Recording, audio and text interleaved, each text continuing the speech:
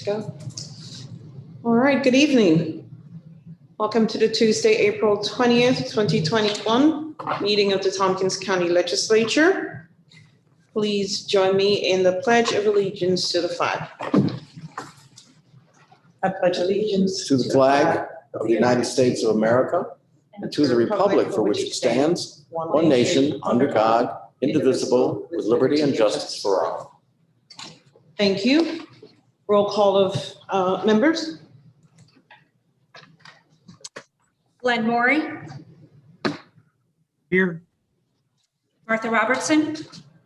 Here. Leslie Chill. Here. Mike Sigler. Here. Shauna Black. Here. Amanda Champion. Here. Deborah Dawson. Here. Henry Grandison. Present. Rich John. Here. Dan Klein. Here. Ann Corman. Present. Mike Lane. Here. Dave McKenna. Here. Leslyn McBean Claiborne. Present. We have 14 members present. Thank you. Presentation of proclamations, petitions, communications, and notices.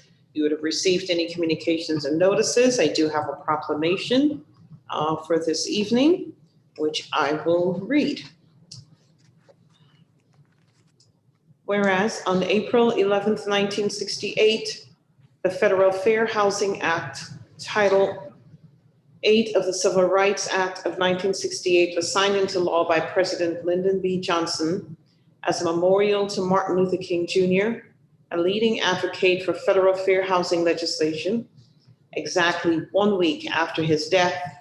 Whereas the Federal Fair Housing Act was amended in 1988, rendering illegal attempts to deny housing to individuals because of race, color, religion, gender, physical or mental disabilities or national origin and familial status, presence of children under 18, and whereas April has been nationally designated as Fair Housing Month, a commemoration recognized by federal, state, and local governments and promoted by the National Association of Home Builders, National Association of Realtors, and the American Advertising Council, and whereas these and other organizations commemorate Fair Housing Month nationwide by organizing activities which highlight federal, state, and local fair housing enforcement efforts, educating the public regarding their fair housing rights, and the imperative to end housing discrimination to establish diverse and inclusive communities centered in equity,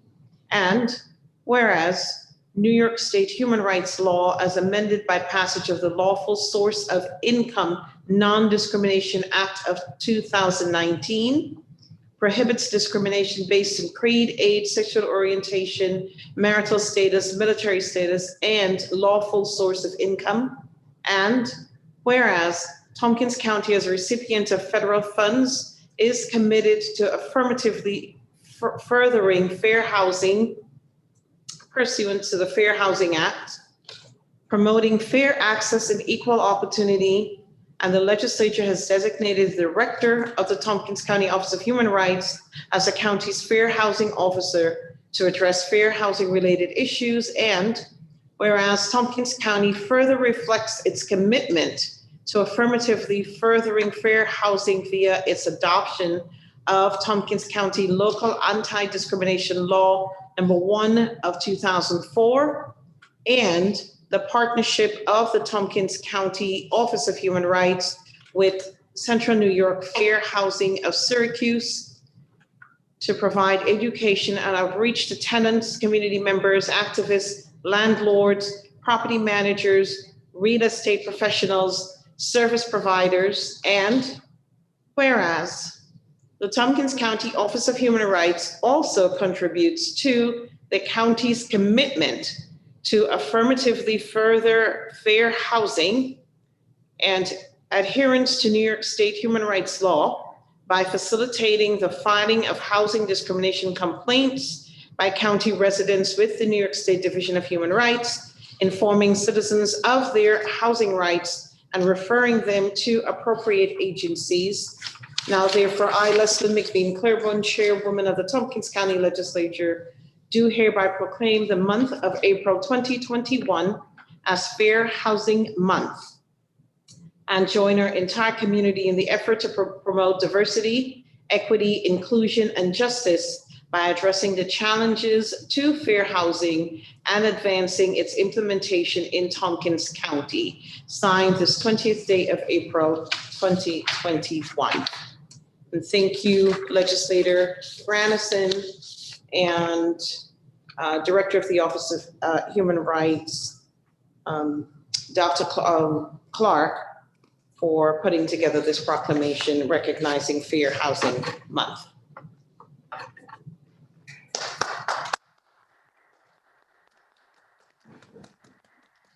Thank you. We have a special treat today.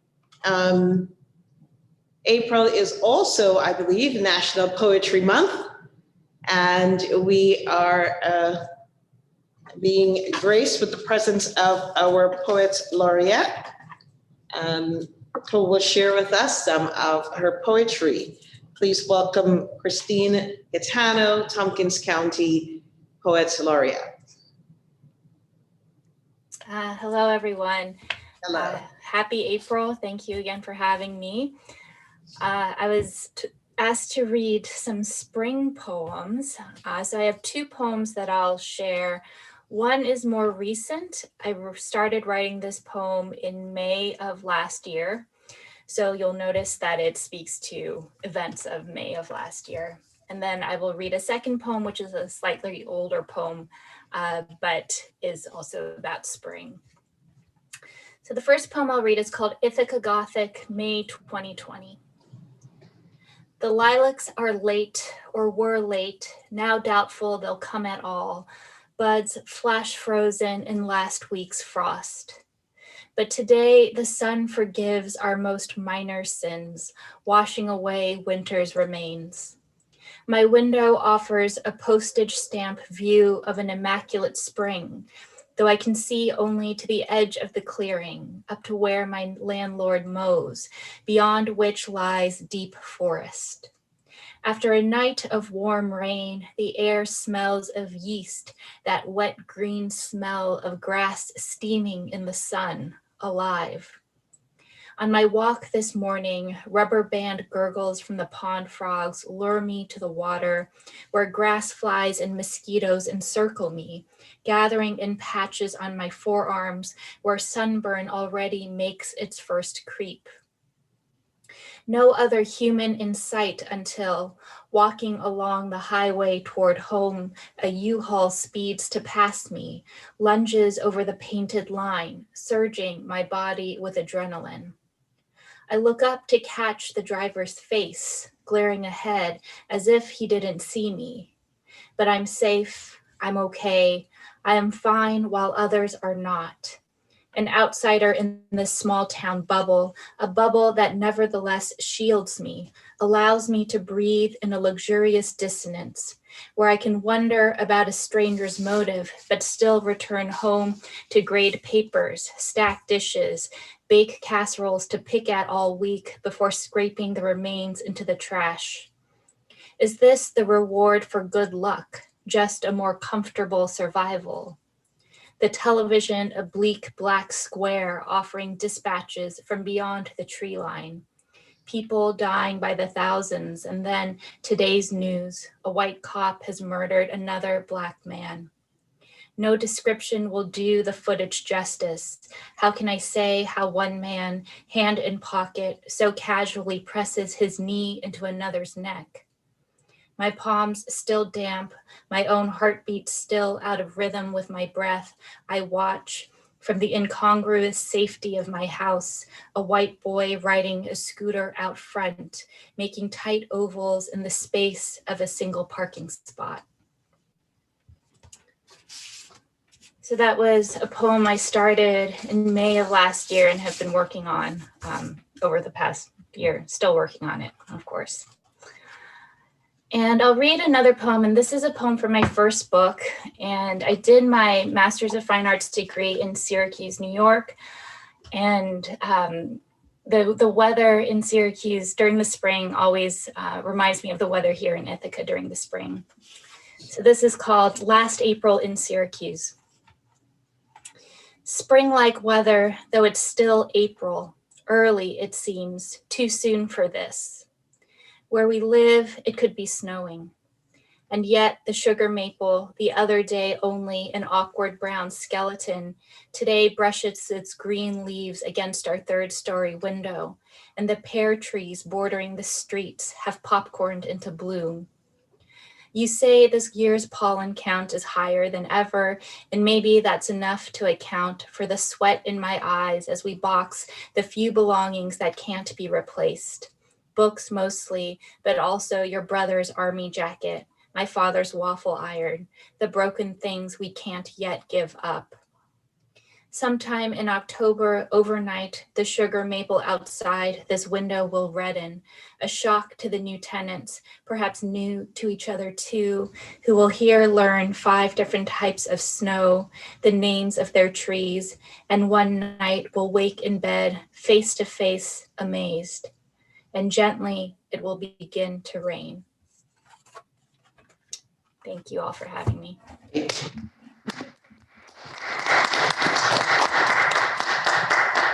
Thank you very much, Christine Catano, Tompkins County Poets Laureate.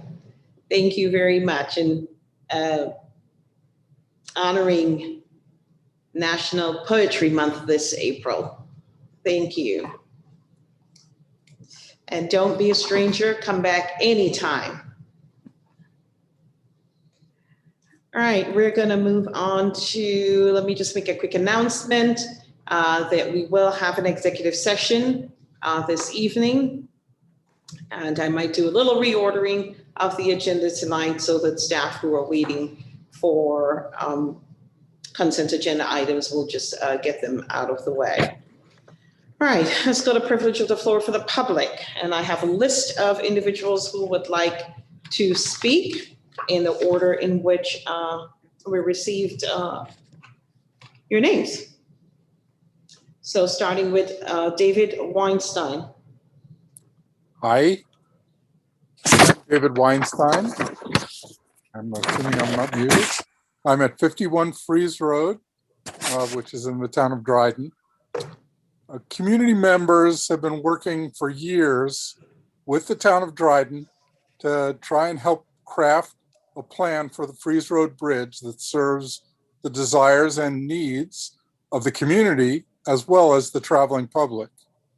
We've had countless meetings on this subject involving the community, the town, New York Department of Transportation, and the New York State Historic Preservation Office. And after these meetings, a compromise agreement was reached to replace the bridge with a new 1-lane truss bridge.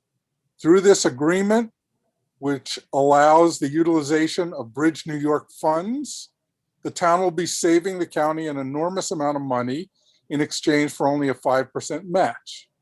Over 200 community members have signed petitions and sent letters to the town supporting the 1-lane bridge solution. And it's also a solution endorsed by resolutions by the Dryden Town Board, the Dryden Conservation Board, and the Varna Community Association.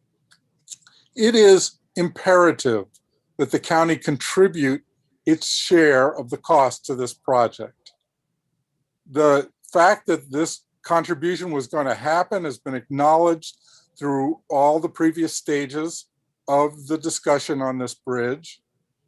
Now we find out that some in the county government have suggested withholding this share because the town-led process of lengthy discussions and compromise did not lead to the result that those people wanted. There's other similar projects in other towns that have been reimbursed by the county in full without any of this kind of micromanagement. Why should this project be treated differently? This project will produce a bridge that is safe, satisfies the needs of the traveling public, 2 facts that have been verified by the New York Department of Transportation. So to withhold funds because the county didn't get exactly what some in the county wanted would really be unconscionable. Thank you. Thank you. Next on my list is Simon St. Laurent. Thank you. I'm Simon St. Laurent of 1259 Dryden Road, also in the town of Dryden.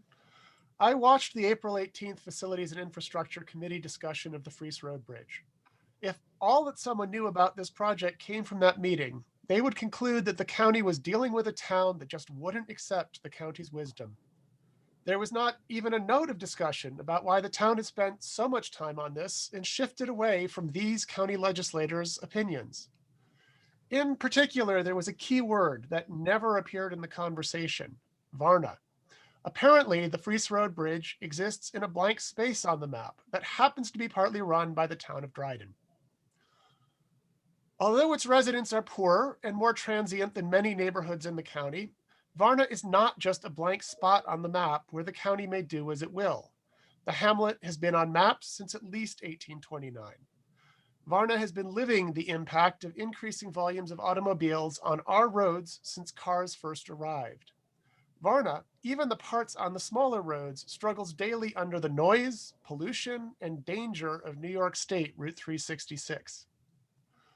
A couple of decades ago, residents were startled to find that the county was proposing another major new transportation corridor through the area as part of the Northeast Sub-Area Transportation Study, which, quote, could follow sparsely populated sections of Henshaw and Freese roads, unquote. Thankfully, NESTS was basically rejected, though unfortunately its recommendations seem to keep happening in smaller pieces. A decade later, the county did a Route 13-366 corridor study. Residents were eager to hear that the county was taking traffic seriously. This turned out, though, to be mostly a study of development possibilities, including my personal favorite, a map that suggested putting a driveway through my house and building dense apartments on the steep slopes above. This latest conversation began with the town, which started out with the same terrible traffic encouraging ideas that the county F&I committee wants to inflict on Varna. Years of slow and frustrating work by Varna residents, other town residents, the town government, and lots of other parties finally brought things to a workable compromise. I know the F&I committee is very aware of those conversations, but didn't acknowledge any of it. This is unacceptable. Varna is not an empty zone awaiting the wisdom of county legislators, planners, and highway folk. The county is made up of people living in neighborhoods. The county should recognize and listen to them. Thank you. Thank you, Simon. Next on my list is Charles Geisler. Geisler, are you here? Oh, yeah, there you are at the top. Thank you. Charles Geisler, 517 Ellis Hollow Creek Road in Ithaca, actually in Dryden. The Freese Road Bridge is a vital piece of infrastructure that I use quite regularly. Currently, it has structural problems.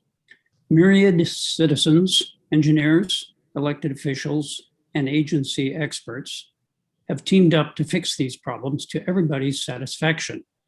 All parties have had their say since the first public information meeting back in January of 2018, or had a chance to have their say. Intermunicipal trust has grown, significant funding has come in a timely fashion, and community cohesion has profited. We're so fortunate to have Bridge New York funding on hand to rehabilitate or replace bridges in Tompkins County. Our town, Dryden, has assumed the financial burden of a local share and indeed is proud of the considerable state funds we have leveraged for the common good. Please don't pull the pillars on this good faith work to rebuild a closely vetted single lane bridge on Freese Road in Dryden, please. Thank you. Next on my list is Jim Scaly. Mr. Thank you. I live at 940 Dryden Road in the hamlet of Varna and have been a participant in many of the meetings that have been referred to. The final agreed on design for the Fries Road Bridge followed state and federal guidelines. Under the grant from Federal Bridge New York, these are federal dollars which require participation and citizen input toward the design of the Fries Road Bridge. I'll quote from the Federal Register of October 13, 2015. The Federal Highway encourages the use of flexibility and a context-sensitive approach to consider a full range of project and user needs and the impacts to the community and natural and human environment. State transportation agencies and local agencies may consider using design exceptions to achieve a design that balances project and user needs, performance, cost, environment implications, and community values. Further, for the most situations, there is sufficient flexibility within the range of acceptable values to achieve a balanced design. However, when this is not possible, state and local agencies may consider designs that deviate from the design standards when warranted based on project's impact on the environment, natural and built, historical, and recreational facilities, and other factors. By administering the bridge, the project, the town has saved the county approximately $2.4 million in county funds compared to the typical 80-20% split without the Bridge New York grant. In addition, there have been numerous meetings with DOT, Federal Highway, town, and community to come up with a design that meets load and safety concerns for both pedestrian and vehicular traffic. The now agreed to one-lane bridge design with a safe pedestrian walkway attached provides the kind of compromise envisioned by Federal Highway.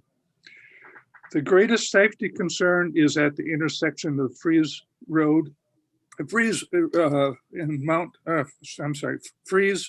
366 in Mount Pleasant, where there have been numerous traffic accidents over the years. To my knowledge, there has never been a traffic accident related directly to the bridge in the past 100 years. In contrast, Barton and Lagutish, the engineers on the project, did an analysis of a two-lane bridge, showed that traffic speeds would increase from an average of 20 miles per hour to 48 to 50 miles per hour.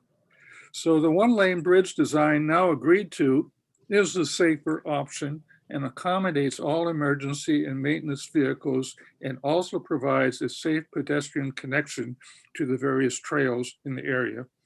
I urge that the county fulfill their agreement to pay the local share for this new bridge. Thank you.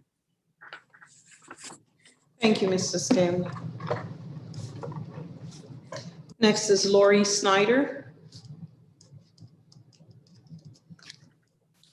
Good evening. And you can hear me? Yes, ma'am. Okay.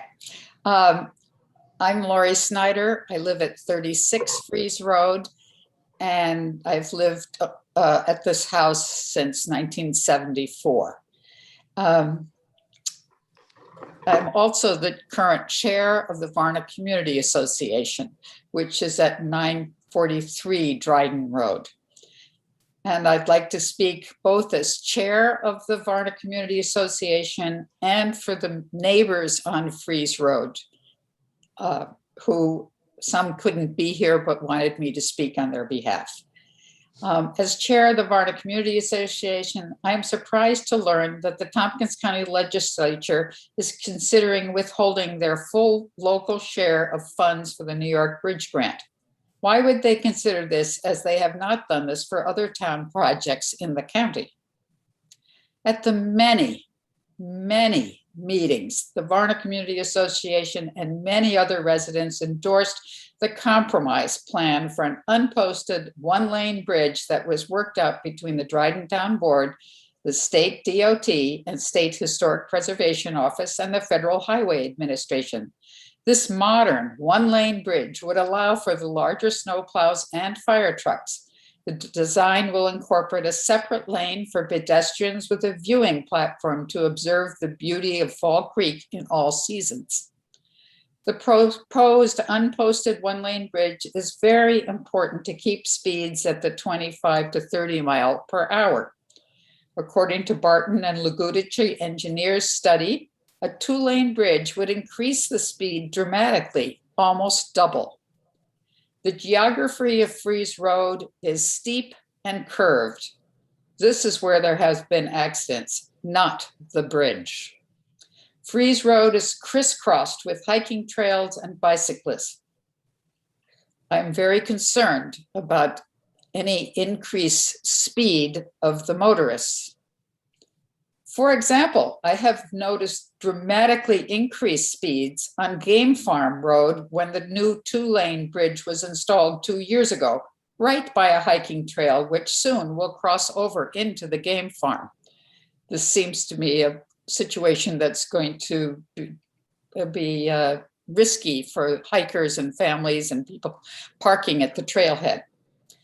That several people on the Tompkins County Legislature now are considering withholding the local matching funds for the New York Bridge Grant seems lacking in understanding of the long, sometimes painful process that the community underwent during the last 5.5 years.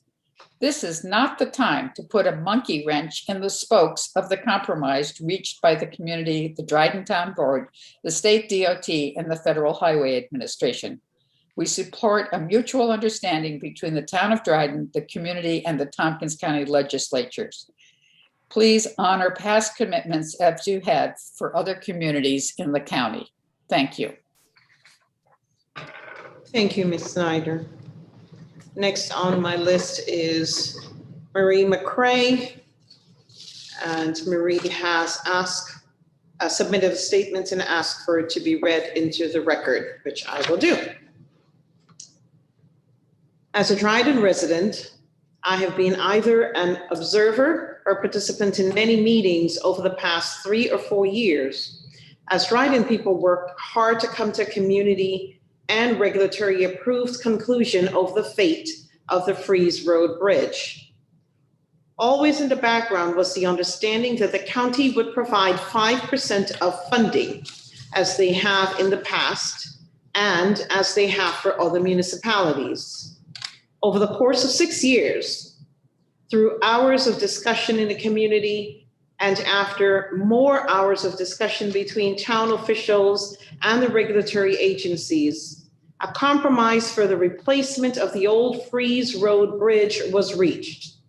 This compromise was even more fraught and was particularly important given the positions taken by the New York State Department of Transportation, the New York State Historic Preservation Office, and the town's hired engineering consultant. Through all of these sometimes conflicted discussions, Dryden people had faith in the statement that the county would support us with the promised 5% of the cost. That was a given, a signpost. 5% becomes a relatively small number when presented against the fact that by administering the project with the New York Bridge Grant, Dryden saves the county more than $2 million. Now we have a solution that satisfies the community and satisfies the regulatory agencies. The county has appropriately not been at our table during these years, and now it's not the time to step up with opinions. This is not a beauty contest. We in Dryden have more than done our homework. County's only job is follow through on its original commitment and support Dryden with a pre-agreed 5% payment. Those of us who delight in traveling across the creek on the safer option of a one-lane bridge, slowing down to enjoy the sights and wave at our neighbors, are depending on you to do the right thing. Signed, Marie McCray, Dryden, New York. Following Marie is John Berger. Hello. Hello. Yeah, my name is John Berger, and I live at 1686 Hanshaw Road. John, it's difficult to hear you. Okay, let me move forward. What I was saying was that I live at Hanshaw Road, so I hope I didn't lose any of my important notes there. Can you hear me better now? Little. Yeah, I live on Hanshaw Road, so I am not like, I don't live on Fries Road. I don't live right in Varna Hamlet, so I think I might be considered a Varna wannabe in a certain way. So in other words, what I'm coming here tonight and speaking not just as someone, it's not an NIMBY issue to me. I feel like this is very important and it's very elusive. I feel like when we talk about things, how we categorize them is really important.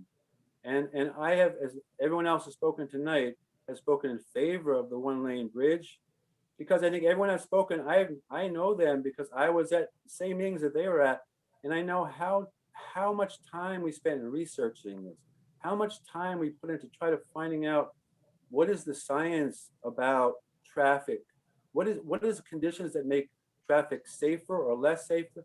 We spent, and I almost feel foolish for how much time. I and my neighbor Hillary Lambert, who also wrote a beautiful letter, we sent 16 pages of comments to the town. I'm not sure they ever read them. If they had read them, and to be frank with you, it's very, I guess, distressing, you might say, that the DOT doesn't even apparently read their own literature, because the DOT has said, the head of the DOT in New York City has said that if traffic lights are put in places where drivers see no reason for them to be, they will blow them. And so people can die and have died sometimes by the misplacement of traffic devices. And so what we have learned, and which is not something that you can really say, well, I disagree with that. This is like 40 years of traffic, people researching this, understanding human nature almost. That the DOT, I went down there, folks, and I've spent I spent hours watching traffic go across that creek. I went there one time when there were two gentlemen there drilling holes to check for the bedrock down there. I talked to them and they told me, you know, son, the DOT only puts in 2-lane bridges. You know, you can try to fight the good fight, but you might as well give up now, because that's not what they do. So this to me is very interesting. This to me is a larger context, which is very important, because the DOT is called the Department of Transportation. If they conceive their role as in moving cargo and products, then to them, a 1-lane bridge is absurd. And they could never, ever tell us why they set the parameters as they set them. This is, you know, Mr. Lane and whoever else has questions about this. I would love that you come and talk to us, because we have educated ourselves. We actually know what we're talking about here.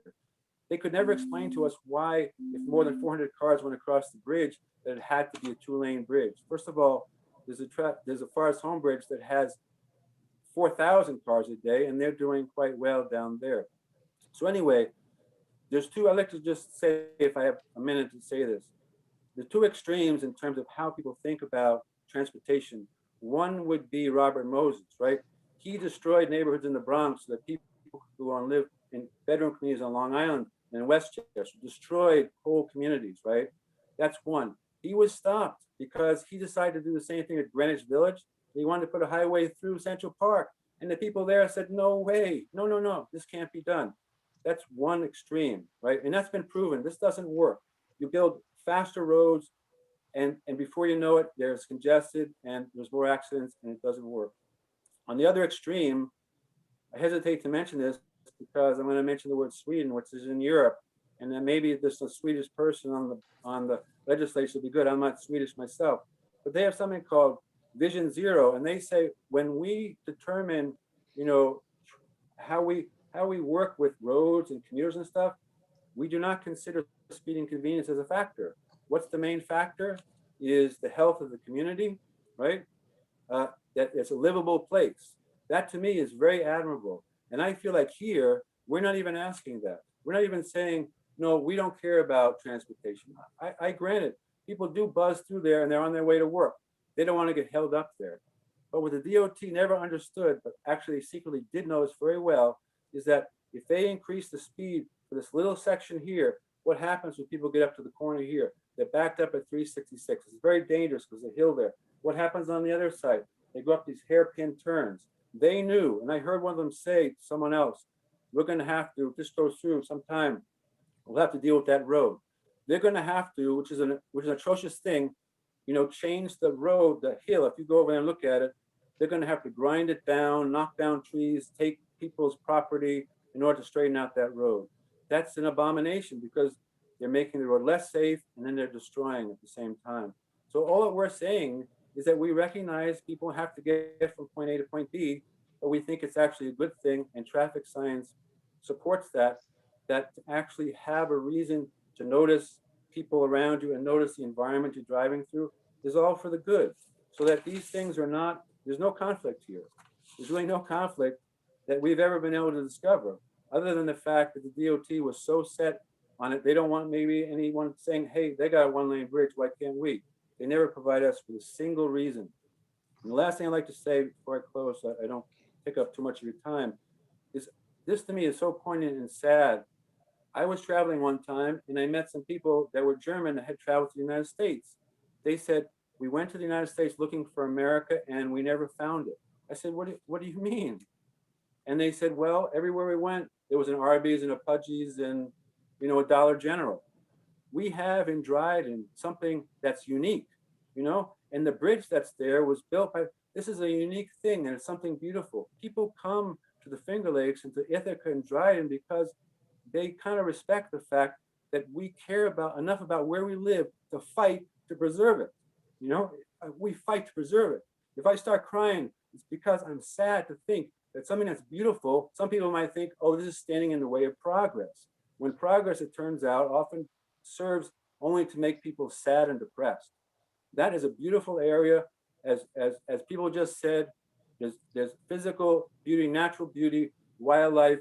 It serves as a gateway to the community. It has so many positive values. And a two-lane bridge actually doesn't have a single redeeming feature. There's not a single thing that will save. If someone Mr. Berger, can you wrap up, please? Yeah, if someone gets 10 seconds faster through there, they will just be held up somewhere else on their way to work, and it'll be more dangerous. If they're held up at 366 because there's a longer line, it's more dangerous. If they're held up over at Hampshire Road, there's more traffic, it's more dangerous. So it's like something beautiful is lost and nothing has been gained. So please don't hold back on that money. I feel like it's not your place to use money as a way to stop what has been a very challenging but very rewarding process when we've seen that people have been able to work out a compromise. So please, release the money and let this happen. Thank you, Mr. Berger. Next is Dan Lamb. Thank you, Leslyn, and good evening, everyone. It's great to see so many of you again and so many folks from Dryden, my town, attending this meeting as well. It's good to see you. As you can see, there were some strong feelings about this project. And I got to admit, when I came on the town board back in 2016, I spelled Freeze Road with a Z, like many of you I've noticed. But, use that as a metaphor. You have to learn about this project to really understand it, not just how to spell it, but you have to learn about how it impacts the community and how much the bridge is part of the fabric of the local community. And we would have meetings and discussions not too different from this for just about every town board meeting in 2017. And we learned a lot about this project from the residents and others at New York State and from the county, the folks at the county that were involved in it. So we've been looking at this project seriously from 2017 at the town board level. I'm deputy supervisor of the town of Dryden, and I've got 4 colleagues that work with me on this. For some reason, I caught the hot potato and have been put on point on this issue. And that's fine because I have a little background in transportation and I like working with the folks at DOT. We have, I think there's a feeling that the town had taken a position on this early on, and that just is not true. I read some documents saying that the town board wanted a 2-lane or we wanted a 1-lane. We did not decide on the direction of this bridge until we produced what's called a findings document and sent that off to the state and federal agencies. And in that document, the first one said we were interested in a 1 or a 2-lane. And then we revised that, I think it was in the summer in 2019. David might remember that better than me, but we made it clear that we're looking for a 1-lane bridge in 2019, after we had measured all the equities involved in this project. And I heard a lot from folks that you have heard from tonight, and we took that into account. We talked to experts. I talked to folks at the county, folks at the state, folks in other communities across the country about what matters in this bridge design and what matters in terms of safety. And discussing this with my colleagues on the town board, we came up with the idea that, the most important thing for us is we don't want to see this bridge closed. A few years ago, this bridge was posted for 15 tons. Then it was posted for 9 tons. Now it's posted for 6 tons. If you follow the trend line here, it's going to be shut down fairly soon. We don't want it shut down. Priority number 1 for the town. Priority number 2 is we want something safe for our emergency vehicles and maintenance vehicles to get across. We need a bridge that's unposted. That happens to be a major priority for DOT. So we need an unposted bridge, meaning big trucks can go across it. That's a top priority for me and my colleagues. Third priority, we don't want to lose the funding, which means we got to follow what the state of New York said are our options. We basically have 4 options. They didn't tell us what we have to do with this. They didn't tell us they want a 2-lane. That might have been said earlier. The state DOT doesn't really care what we do. They want us to build a bridge, because what we have right now is not going to work. Okay, it's going to be shut down soon. So we could do a 1-lane bridge with traffic signaling. We were told that was an option. We could put in a 2-lane bridge. We could make Freeze Road 1-way. Or we could do twinning, which means keep the old bridge there and put in a new bridge. So we basically had 4 options to choose from. And as you know, we chose to do a 1-lane bridge with traffic signaling. So we would avoid the potential for a head-on collision, which was a big concern for state DOT.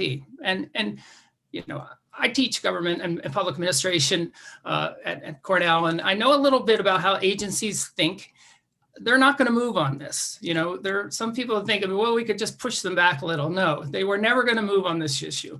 And Mark Frechette from DOT, who was the point person on this project, it made that very clear to me and anyone else who would listen to him. You're going to lose the funding if you don't put in signaling. So we agreed to that. And so that's how we got to the process of the current design, a 1-lane bridge with traffic signaling. Now, there are a few things I just want you to keep in mind. What we really want from you, the county, is to establish a consistent pattern of funding these Bridge New York projects, taking up the local share. Right now, it's a 95-5 match. 95% of the cost comes from the federal government, 5% from the local government. And lots of towns are going to be applying for this money. As many of you know, we have bridges that need fixing across this country. In the infrastructure plan, the money that's being cooked up at the federal level is going to follow formula for the 45,000 smaller bridges that are seen as deficient across this country. So we need a consistent process to get this funding, not just for Freeze Road, but for all the future bridges that are going to come along. And you want towns applying for this money because it saves the county a bunch of money when we secure this federal funding for these projects. So what I'm asking for you is, and I understand you have a resolution that you're considering, is think carefully about that, sending a consistent message to the towns so they feel empowered to go after this money and save the county the cost of having to put this in your transportation improvement plan. Because there's more money on the way. There are certainly no shortage of bridges that need repair. And we have operated under the assumption that the county was going to pick up the local share of this project. I've covered a lot. I'd love to answer any questions, but I know that's not what this purpose is for. But thank you. Okay, thank you, Mr. Lamb, and good to see you as well. Actually, Leslie, excuse me, if he were under as municipal official, which he is, it could be back and forth if anybody had questions. That is not the capacity that he was here in, and I'll look at the will of the legislature. If folks want to entertain having Dan as a municipal official, we certainly want to be respectful of that. When we get there. And so when we get to that point, we can, if you want to stick around, Dan. Well, let me just wrap up with this one little nugget then. The issue before you really isn't the 1 lane, 2 lane choice that the town has made. I mean, we've settled that, and it was a great process that we went through. We've got a great design that we're working on with DOT. Everybody's excited about this. It fits our town. That business is complete. What we're asking for you is just to have a consistent policy for funding the local share going forward. So all towns get a message that they can proceed with these projects with the confidence that what their work yields will be supported by the county. And we won't be back to the drawing board because if you guys don't support this project, we are back to the drawing board. We'll probably lose the grant and the clock will run out. So a lot of work's gone in to get us this far, a lot of good work, community building work. We've got a good design. It fits the community, fits the town, and we just want you to have our back. Thank you. Thank you very much, Dan. All right, next on my list is, and we don't have a resolution on our agenda, by the way, that is related to Freeze Road. I just want to make sure that we're clear on that. So next on my list on the privilege of the floor for the public is somebody I know all too well, Indira Claiborne. Hi, my name is Indira Claiborne, and I live in the city of... Indira, we can't hear you well. Oh, okay. Hi, my name is Indira Claiborne, and I live in the city of Ithaca.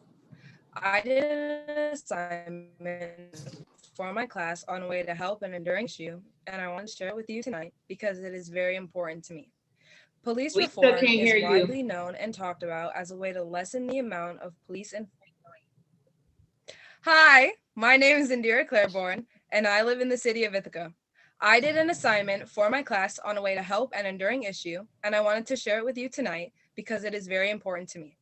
Police reform is widely known and talked about as a way to lessen the amount of police-inflicted killings of Black people and general police violence on the Black community. Many people have said over years and much more that police reform is something that needs to happen, but they never explain nor put in the work to make the reform happen.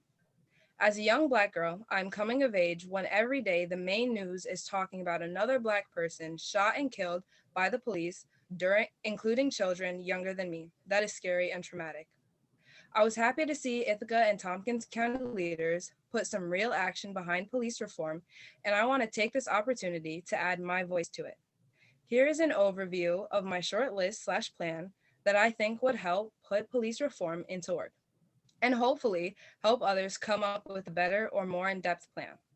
First, start by empowering all levels of employees at the police station to observe our officers closely, figure out their points of views on certain topics, how they think, how they react, what they find amusing or not in relation to race and racism. While observing, call them out when the observer sees something wrong, especially if it's racial. Don't just let it slide. The blue wall of silence has to end, and employees will only help if they know that they will be protected from retaliation. Second, institute mandatory anti-bias and anti-racist training for officers that offer new methods and courses, especially on dealing with situations that involve Black people or that have racial undertones. Police officers must learn how to properly de-escalate conflicts in these types of situations and not always assume the worst of Black people.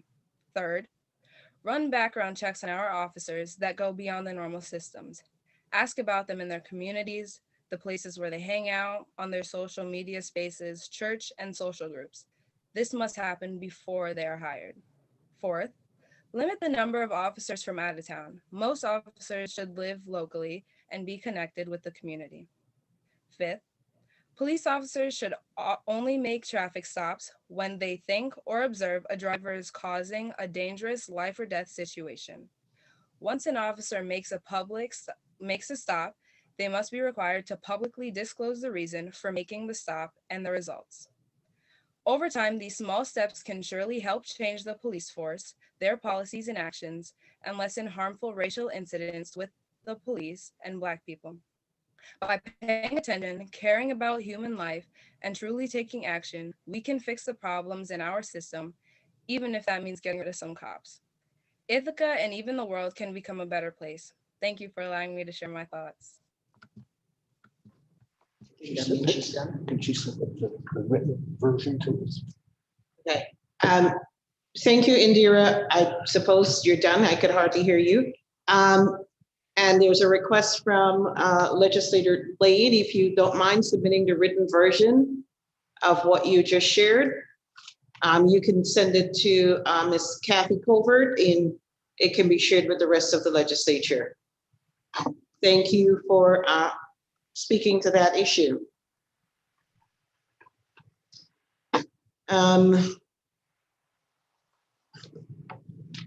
Let's go to Martha.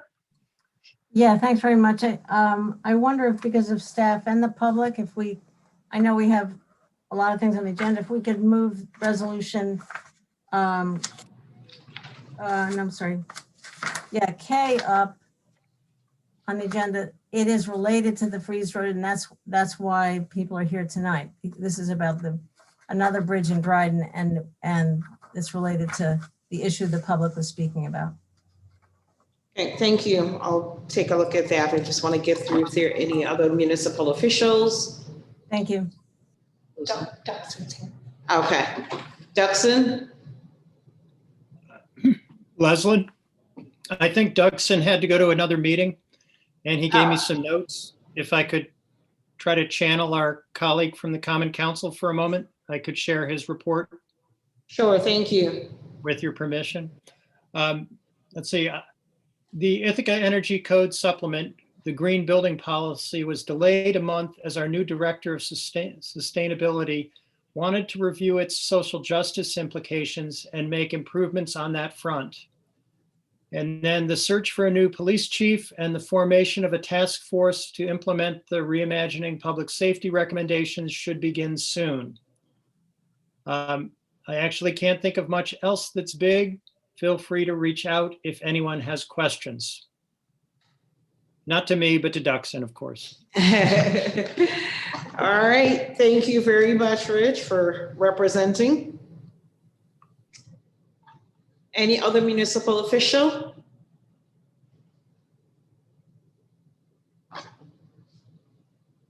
Deborah, you're representing a municipal official? No, but I have a question. Could we have Lamb switch to a municipal official persona so that we could ask some relevant questions? That is completely up to Mr. Lamb. Sure. Thanks. I'd be happy Well, to. I have one. So if you pursue the option of a one-lane bridge with the required traffic lights, does the grant funding pay for the traffic lights? Yeah, that's a great question. And we didn't have that fully affirmed until last Friday when I was on the phone with Federal Highway, SHPO, and New York State DOT. I put that question out there, maybe because so many of us were listening. DOT said yes, and DOT will cover the cost of these signals. I was very pleased to hear that because that can be substantial. Yes, it can. It can be, I've seen quotes up to 300,000 or more. So I don't think these will be that expensive, but I certainly didn't want to put that on the local share. So our 5% local share includes the grant funding for the bridge, and that includes the traffic light installation. just to clarify. The traffic light installation will be part of the 2.7 million that we have for the Freeze Road Bridge. The overall cost of that would be 2.7 plus 5%.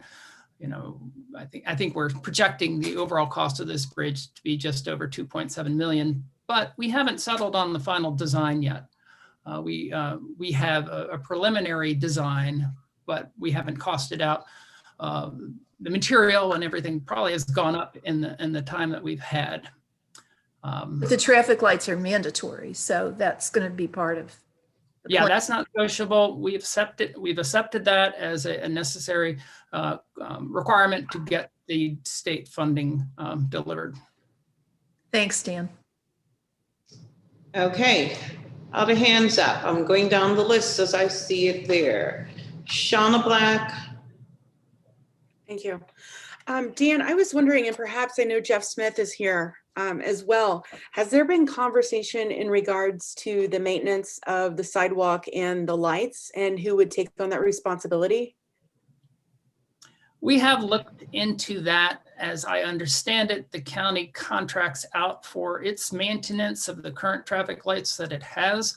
I would not expect that to be a big contract or expense to whatever vendor you are paying. We'd certainly want to know what you do pay for the traffic lights that you do have. I would imagine that there are regular interval checks that need to be put on traffic lights, and that's probably the most costly thing, but Jeff probably knows more about that than I do. Regarding the sidewalks, I would guess that we would want to keep those clear, knowing the capacity of the Varna community for community improvement. They'll probably be out there shoveling when it snows because they'll want to walk across that. We're envisioning a walkway that has a little lookout nook, a bench, a place to sit down and take in that beautiful little valley. If you haven't been down there, you got to go down there and look, because usually if you're walking there, you want to get off that bridge as soon as possible because there is no pedestrian space. It's dangerous. But once we get this new bridge put in with a nice little walkway that's protected from the vehicles by a wall, a steel wall, it'll be a fairly inviting place for people to walk. Thank you. All right. Ann Corman, then Martha Robertson.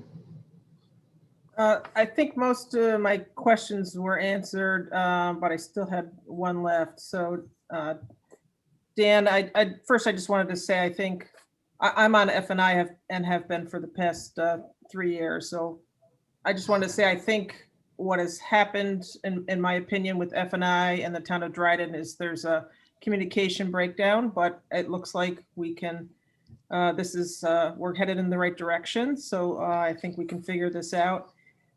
So one question I had was with the sidewalk, did you say there was a part where there's going to be a nook out of the sidewalk, or there's a place to sit after you get off the bridge?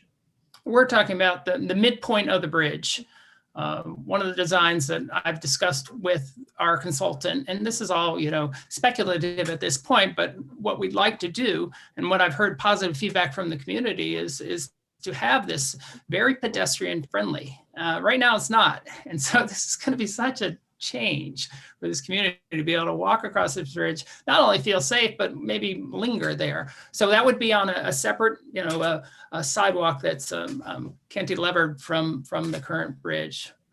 That's one design. It may be built into the current bridge, but it will have protection between where the pedestrians are and the where the cars are going. So it might be part of the bridge or it might not be. That's what I'm hearing, that place where you might sit and linger?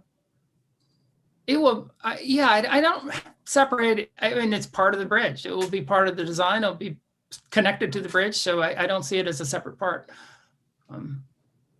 It's not a separate bridge. It's on the bridge. Okay, so it might, so maybe we can take this up later, but it just might be considered, an add-on, but anyway, so we'll have to talk more about that. Thank you. And I'm sure there'll be more conversation to come as we plan for this and have a good conversation. Mr. Berger, I'm sorry, this is just for the for Mr. Lamb at this point and the legislators. and we have to move on. Martha Robertson. Thank you, Leslie. Thanks for letting us take this time. It's nice to have Dan here. The walkway is, as you said, it's part of the bridge. It's not separate. It's not, right now people just have bikers or people have to just kind of walk on the roadway. In other words, this is just that there'll be railing between the traveling lane for cars and the traveling lane for people, right? Is that what you mean? Yes, there will be it's going to be a new truss style bridge, just to be clear. We're not putting in a concrete bridge here.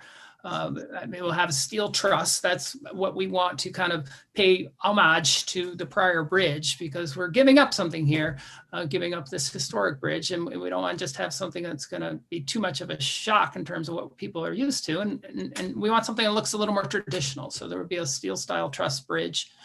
A steel truss style bridge going in with a separate walkway. And the resolution that I mentioned before is about another Dryden Bridge, the South George Road Bridge, but that one has gone significantly over budget. These things happen. So that, for example, I know the initial proposal in the Bridge New York grant was that the local share would be $50,000 and change. And instead, we're looking at paying $278,000 and change. So not 5%, but 22% of the overall cost. So can you tell us a little bit about why George Road went so far over budget? And that was still covered, that is proposed still to be covered by the county. So what was extra on George Road? The way that was explained to me by our consultant is some of the initial engineering fees and design fees were not put into the cost estimate. And so we didn't ask for enough money from the get-go to build that bridge. Okay. And I don't think, and we've gone over this with the consultant, and the current design, what we were planning to do last year fit the grant money that was allocated. So what we're proposing fit. Now, you may have heard we're trying to be creative with what we have to do next with this bridge. We have a possible deal with the town and village of Groton to move the historic bridge to the village, but I can't say with absolute certainty that's going to happen. If that does happen, the whole cost of this project goes down a little, believe it or not, because Groton would take over the old bridge and we'd be able to just put in a new structure without the old trusses going on the side of the new bridge that goes into Varna. So I'm going back and forth with the village and DOT about if we can pull this off. It's a historic bridge, as is made clear, so Groton has to take on a certain commitment to maintaining it that they just need to make sure that they want to do to meet the Fed's desires. So we're trying to be creative with this because it's historic. If Groton doesn't take it, we have to do a little advertising to make sure every effort was made to relocate it before we disassemble it and use the old trusses on the new bridge. So the exact cost, why I'm telling you all this is we don't know how much this is going to cost. It's not going to cost more than say 2.75 million, but it could be less. That's the good news. I don't see why it would be any more at this point. The bridge, the designs that we were looking at were under what was allocated for this. So what I'm trying to say is I don't see the county being on the hook like you were for the George Road Bridge. And by the way, thank you. Thank you for taking that larger share of that bridge. We're very, very grateful for what you guys decided to do there. I don't think that's going to have to be repeated with this. Okay, so that was kind of part of the question. So it seems that because one lane costs less than two, even, all other things being equal, and a number of other things might actually come in under budget. And okay, all right, thank you very much. So the local share is really, it's the issue of consistency about the local share that you were talking about. And what other towns, I know Ulysses, Newfield, Lansing, and are also applying for Bridge New York grants. Ulysses has already had a bridge done, or one or two bridges done this way, and you've got a couple more in the queue as well. So it really helps the whole community when towns are willing to step up and do the work, borrow the money up front, and make this happen. So thanks very much, Dan. Appreciate it. Thank you, Martha. Mike Lean. And I would just add that the additional federal money that's coming is going to follow these formulae that exist right now. So you want to get this right because there's more money coming, and they'll probably use the same Bridge New York style funding to get it out. Mike Lean and then Mike Ziegler. Dan, this whole project has been atypical to the other bridges that we're talking about. And I don't think there's anyone's out there saying we're not going to help these other bridges in the other towns with funding. But I have a question, and that is, are you representing to the county that the town of Dryden, for the next 50, 75 years that this bridge exists, will pay the cost of operation and maintenance of the traffic signals and of the sidewalk and observation deck, and also the decorative trusses? Yeah, we are asking the county to do what the county role typically is with regards to local bridges. As you know, counties own over 70% of the local bridges in New York State. It's very unusual for a town to own a bridge. And so we would expect, especially a large bridge by municipal standards. This is a large bridge by municipal standards. So what we're asking here is just, I'm asking about the future maintenance of these items. Is the town representing that it will assume the cost of those? Is the town representing that I'm sorry, I misunderstood. You want to know who's going to? I think that's up to you folks who represents it.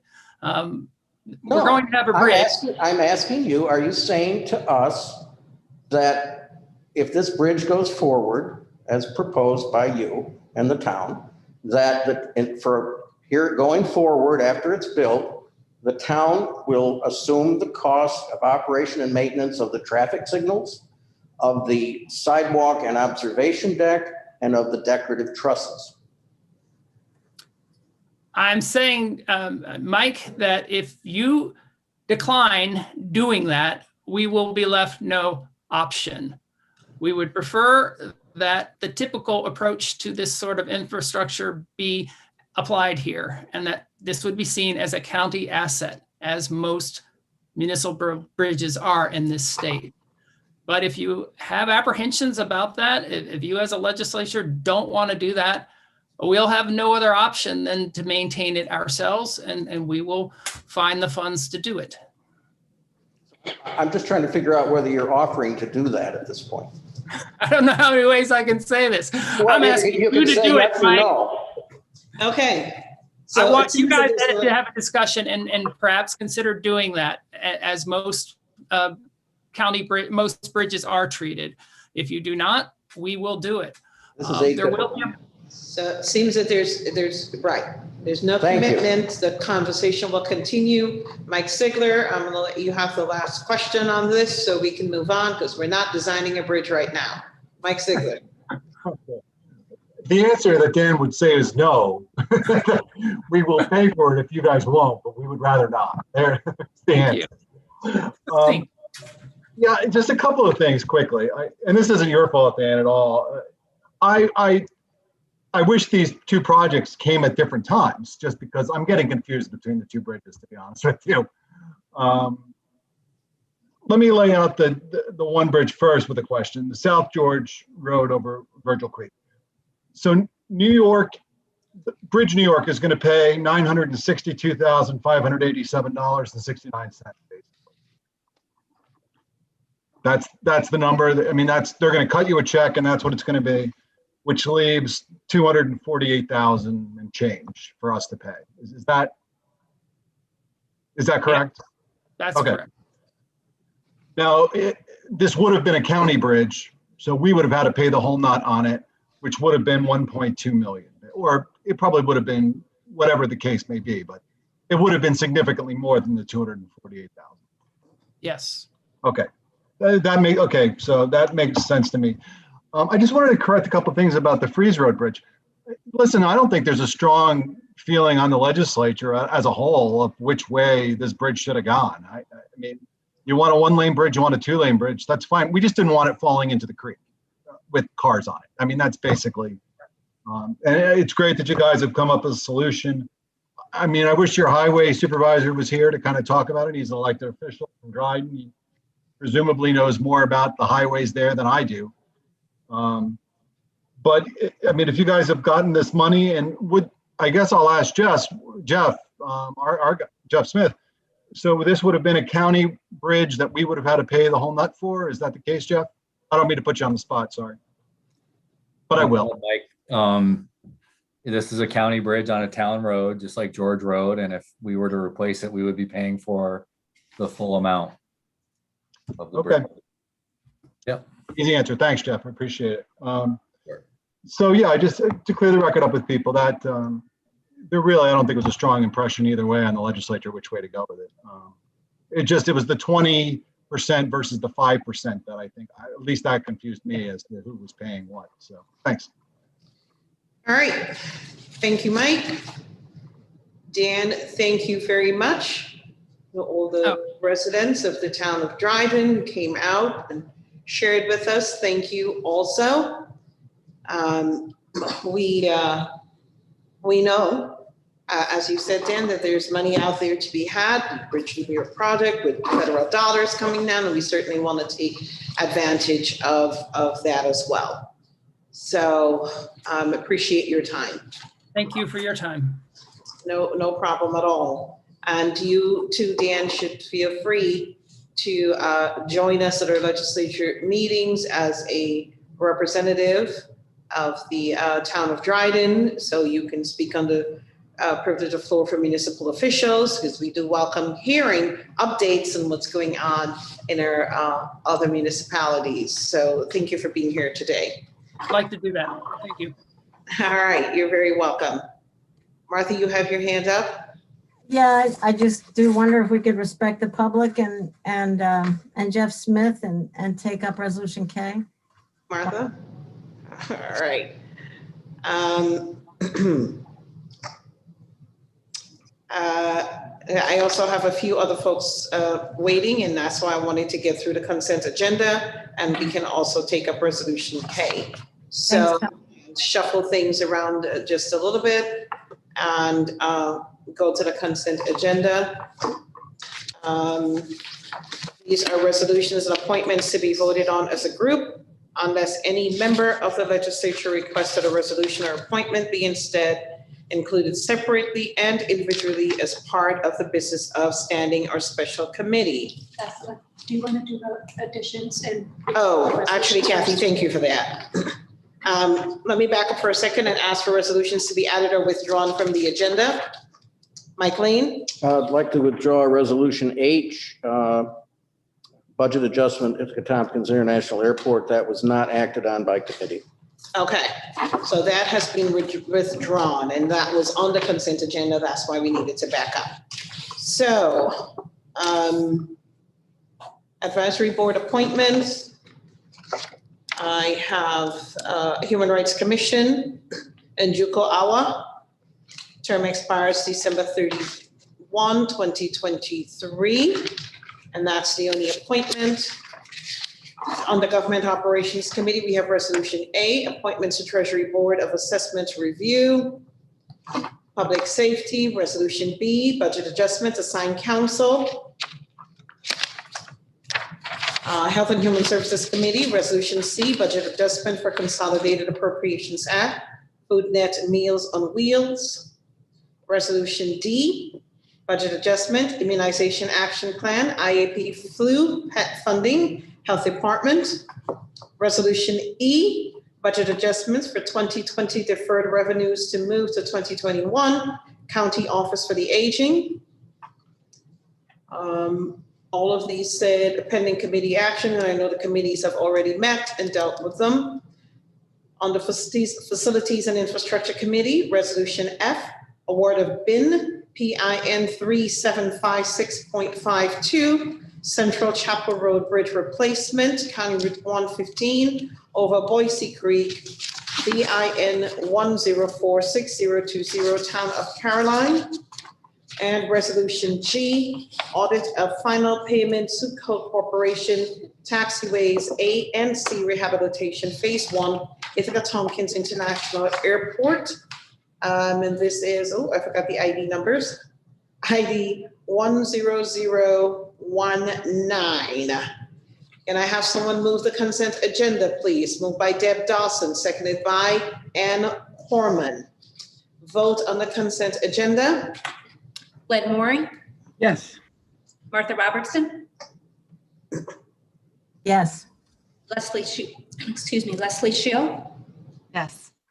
Mike Sigler, Yes. Tom Black, Yes. Amanda Champion, Yes. Deborah Dawson, Yes. Henry Grandison, Yes. Rich John, Yes. Dan Klein, Yes. Ann Foreman, Yes. Mike Lang, Yes. Dave McKenna, Yes. Leslyn McBean Claiborne. Yes. 14 ayes, 0 noes. All right, continue with a little bit of shuffling. We are going to go to Facilities and Infrastructure Committee. Mike Lane, Chair for Resolution K.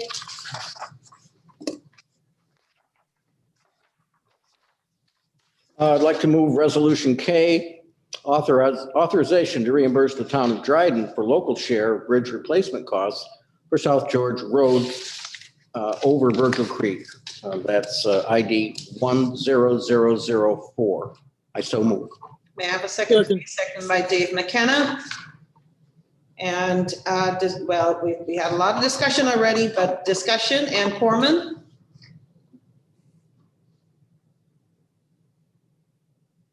Thank you, Madam Chair. I want to offer an amendment to the resolution, and I sent it around to folks late last night. I can go ahead and read it if that's okay.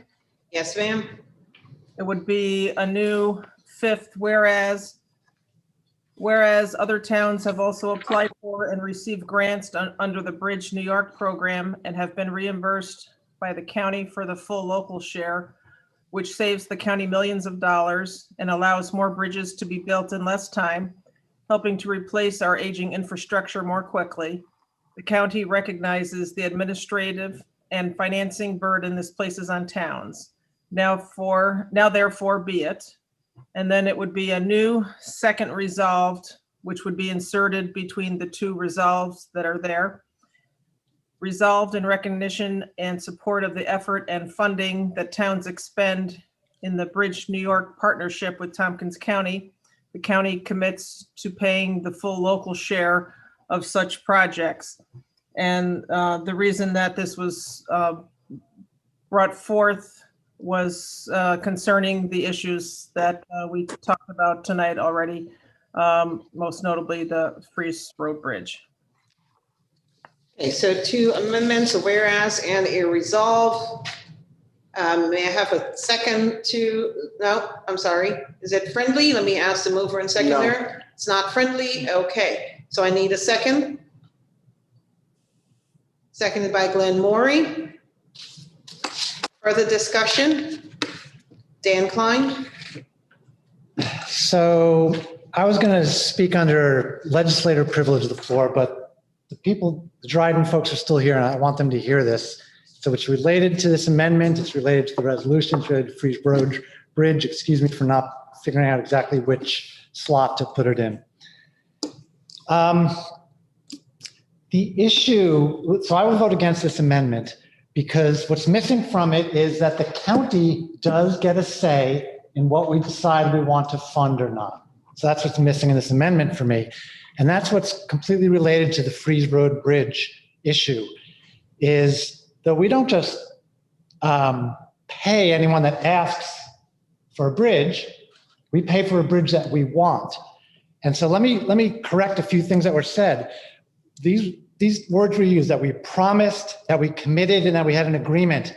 And as far as I understand, none of those things are true. The county never committed to any of this because we didn't have a design. And when you go back to the minutes, as I have of some of the past meetings, you'll see language that suggests that we would pay for the local share. However, every single one of those, every single time that idea is put forward, it is based on the idea of a 2-lane bridge. So that is related to this amendment in that we're not just going to pay for anything, we're going to pay for what the county thinks is the right structure or the right project, not just anything that comes along. And also, I just want to make clear, it might not be clear to some people listening to this, that when we talk about the local share, when we talk about a Bridge New York grant and a 5% local share, the town, when they apply for that grant, is committing to pay the 5% local share. The county can, if it wants, give that money to the town, but there's nothing in the grant that says the county owes the money. So this idea of withholding, that's another word that got used a lot, is not accurate. We either reimburse or we don't. I will leave it there. Thanks. Thank you, Dan. I will go down my list as I see it. Shauna Black. Thank you, Chairwoman. I have a question, first off, for Jeff Smith, and then I would like to add a comment after I receive the answer. Jeff, can you talk a little bit about previous bridges that we've engaged in this grant with? And have we every single time provided the full local share? What's been the history? With the Bridge New York grant program, the round one, the only county bridges that were awarded were these 2 bridges in the town of Dryden. So this is very unique. We have the second one that would be related to this is in the town of Ulysses, and it's Cemetery Street, Cemetery Road. And previous to them accepting the grant, we, through resolution and agreement, agreed to pay the 5% of the Bridge New York grant. So that's really the only other example. Okay. So I was actually on transportation back in 2017, the transportation committee, and I was on facilities and infrastructure whenever we first started talking about this. And I do remember Jason Leifer came to one of those or a few of those meetings actually. And I think Dan might've came to one, and then Kathy Servos came to a few of them as well. And I remember there was a very distinct conversation about the fact that if it was going to be a 1-lane bridge, that this more than likely would not be covered under the grant. And I will say that in the middle of 2017, I was taken off of that committee, and it's been radio silent since then. So there really has not been a great stream of communication to the legislature about what's going on. But with that said, I have 2 1-lane bridges in my district in the Forest Home area. And personally, I don't like 1-lane bridges, but I will say as a legislator, I would support my residents of Forest Home because that's what they want. And I would hope that my colleagues would also support the neighbors that live nearby. And I wouldn't want this to be an issue. I think we do need to listen to the neighborhood and what they're asking for. What I plan to do with this resolution, I think this needs to stay a resolution specific to this bridge. And I don't think we need to have an amendment that is directly talking about policy that we will be seeing and talking about in the future. So I will not be voting for the amendment. What I would like to see is for us to have a very full discussion in the F&I committee to talk about how we are going to handle the funding for these bridges coming up so that we are consistent. There should not be a municipality that is scared to apply for this grant because they're afraid that they're not going to get the money. It needs to be very clear cut what the county is willing and able to do. And it should be consistent for every single bridge applicant. I will be supporting this whenever we see this in a year or 2 years or whatever, whenever it comes across our desk, assuming I'm the one in this role, I will be supporting this, the funding of this bridge. But I don't think it's appropriate to have an amendment in this specific resolution. Thank you. Thank you, Shauna. Deb Dawson. Thank you, Madam Chair. In the ordinary course, it wouldn't be necessary to have a statement of policy in a resolution relating to a different bridge from the one that caused all the tsuris here. But unfortunately, we've had statements made by members of this legislature in meetings, F&I specifically, that tend to suggest that at least some of our number don't want to pay for this bridge because it's not the bridge that they wanted for the county. So reassurance is necessary here because these Bridge New York grants save the county a lot of money. If we just want to build the exact bridge that the county wants, then we're going to have to step up to the plate and foot the cost. And that's absurd. We have so many bridges that are marginal. And these kinds of grants save us so much money and so much time getting all of those bridges taken care of. I just think it's penny wise and pound foolish to make a big issue about who's going to pay for the lights. My understanding is that the grant is covering the cost of the installation of the lights. So our 5% of the installation, if it's $300,000, is $15,000. Am I going to quibble about that when the whole $2.7 million bridge is only going to cost us $135K? No, I am not. Now, if there's some concern about add-ons, if Cayuga Heights wants to put in a bridge with sterling silver railings, I agree we ought to negotiate because the county's not going to pay to polish those suckers every week. But, I mean, God, people, we're making a mountain out of a molehill here. Unfortunately, it's now necessary to reassure our constituent municipalities that we've got their back to the tune of 5%, and I'm personally willing to do that. Thank you. Thank you, Deborah. Amanda Champion.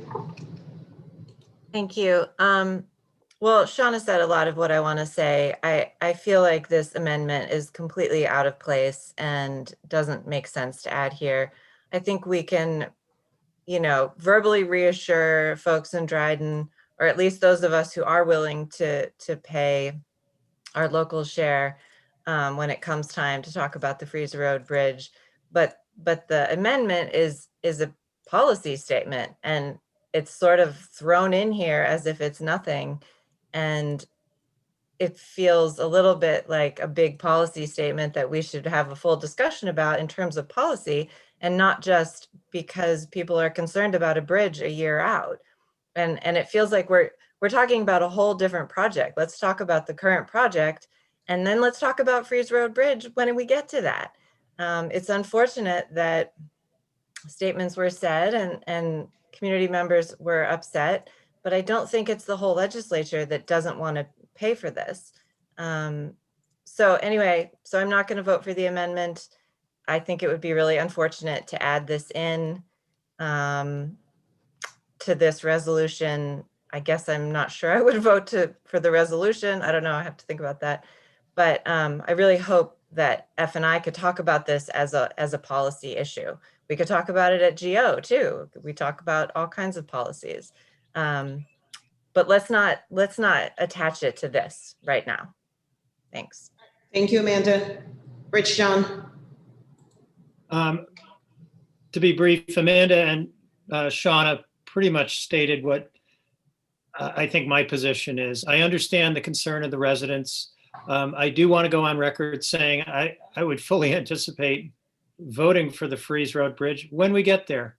But having not attended the F&I committee, it sounds like it was just a riveting discussion, but it didn't arrive at a real policy consensus. And that's what we should be doing before we set policy. I would just be a lot more comfortable if we followed the procedure, let the committee do its work, and bring this back when it's truly ripe. So I will be voting against the amendment. I fully intend to vote for the resolution underneath it. And I anticipate, when the Freeze Road Bridge comes before us, supporting that as well. Thanks. Thank you, Rich. Martha? Well, I'd be happy to let Henry go because I've already spoken, and come back to me. Just going down my list here, Martha, we already moved your hand, so I'm gonna have to remember. Just go ahead, please. All right, I'll go. All right. Unfortunately, nobody asked for this discussion to come up in the context of the George Road Bridge, except Dan Klein and Mike Lane, by literally threatening to oppose the Freeze Road project. And Dan Klein, if you didn't listen to the March 18th meeting of FI, you probably should have, or you still could, but Dan said he was thinking of voting against South George in order to protest Freeze. And Mike said, oh no, don't do that. We'll do a separate resolution opposing Freeze Road as a one-lane bridge. So nobody else asked for this to come up. And I think what Deborah said about reassurance is really critical. I would point out that if the towns have to wait until there's a final price, a final design and a final price, until they know whether the county's going to approve it and the county's going to pay the local share, they're not going to go through all the trouble. There's a lot of extra work, a lot of extra paperwork. I know Ulysses is already kind of wavering under the next proposal because the first bridge they did took so much staff time. They also have to borrow money ahead of time, wait for reimbursement. The town of Ithaca, I understand, just declined to put in an application for a Bridge New York project because of all the staff time that was required. If towns have any question about, is the county gonna look over my shoulder and say, even if the Federal Highway Association, the state DOT, they're all satisfied, the local highway guy is satisfied, the town may come in at the very last minute and say no. I don't think towns would be smart to take that risk. I really don't. I think, they have other reasons not to trust us, other reasons to be nervous. Towns they need to know ahead of time. It's a chicken and egg thing. If we want them to save us the millions of dollars that are on the table here, and even millions more, as Dan Lamb talked about, for the federal monies that are coming,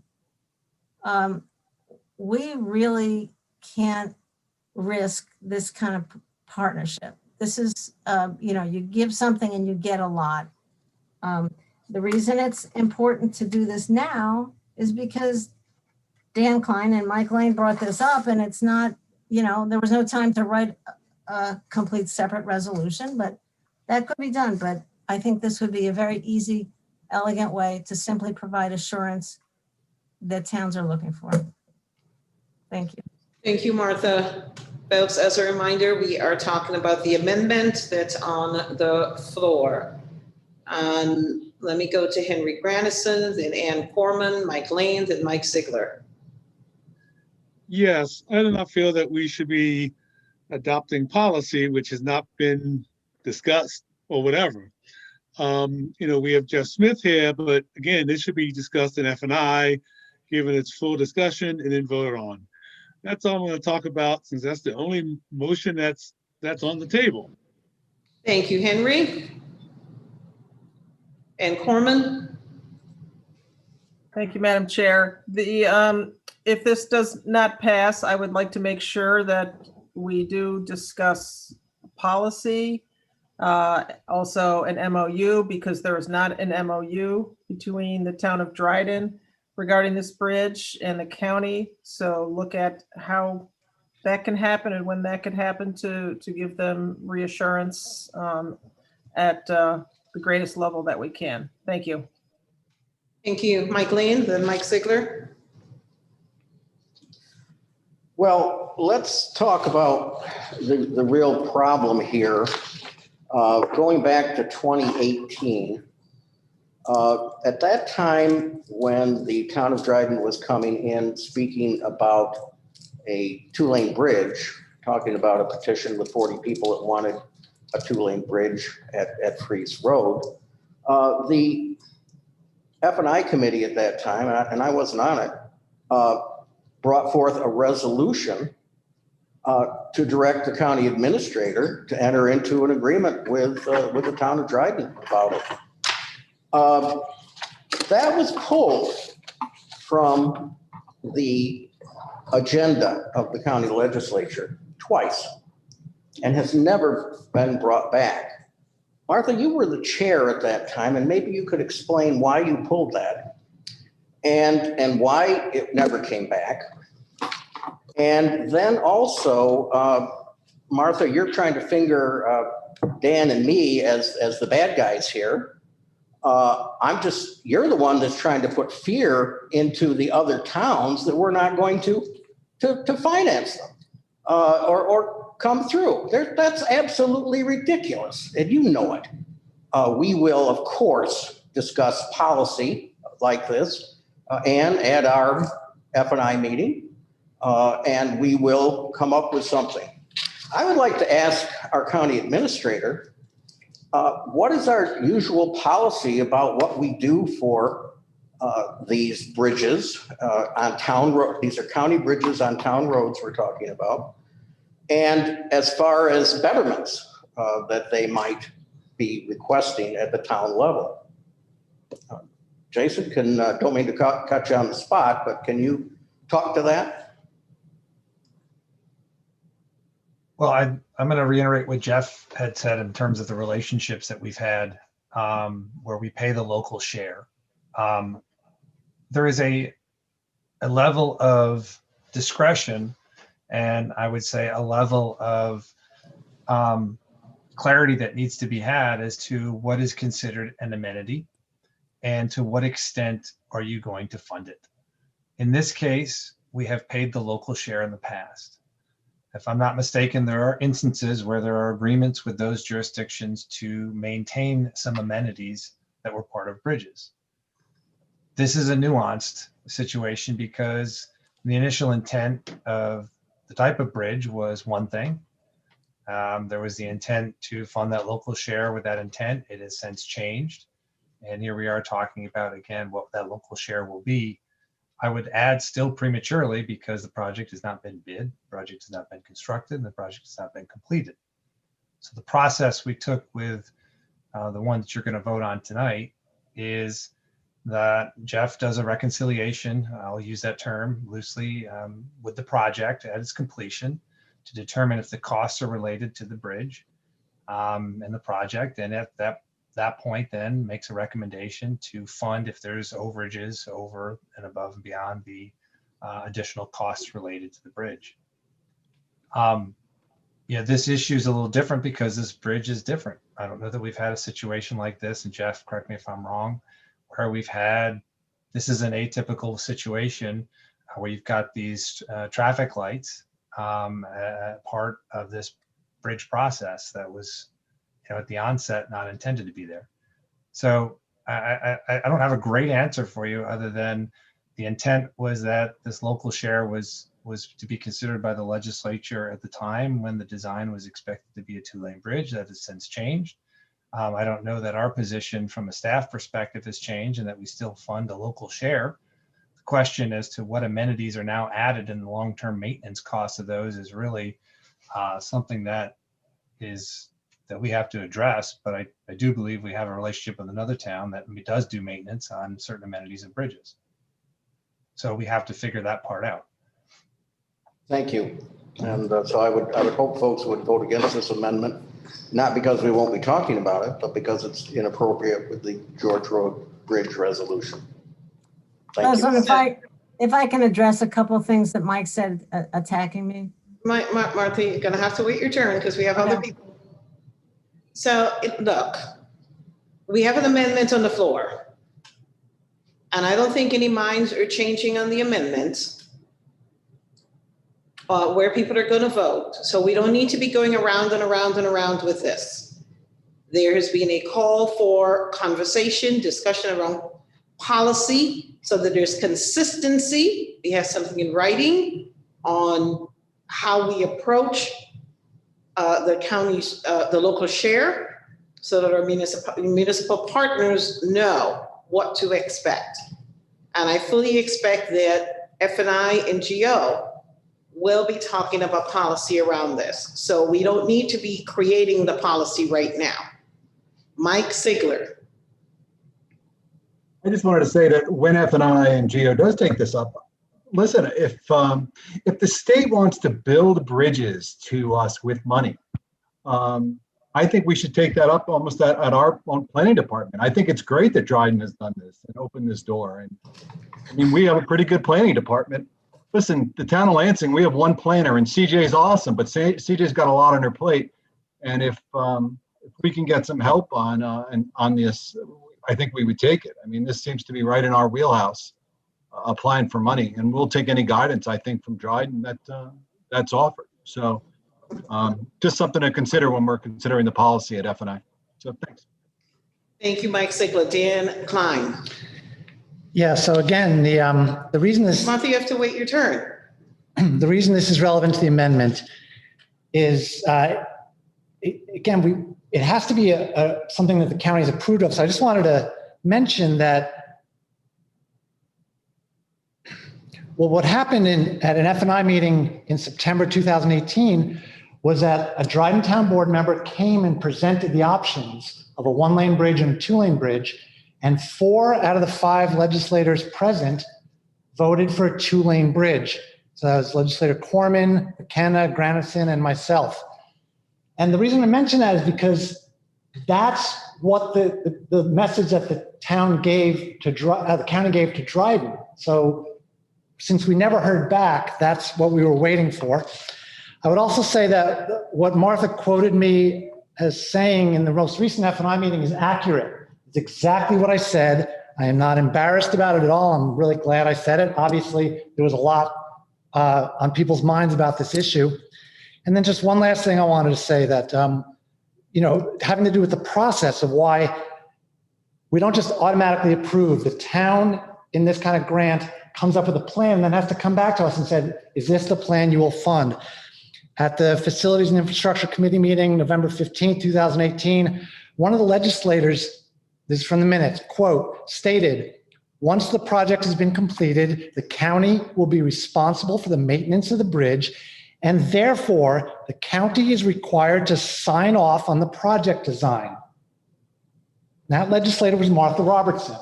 So you know that is the proper procedure. The town comes up with a plan and the county then approves it, whether they're going to pay for, whether we want to pay for it or not. Thank you. Thank you. Martha. Thank you very much. And Leslie, I don't know when Dan raises his hand, so that's why I reacted like that before. So I didn't know his hand had been up. Oh, trust me that I'm seeing this and running the process. So okay, I know okay, where people are. All right.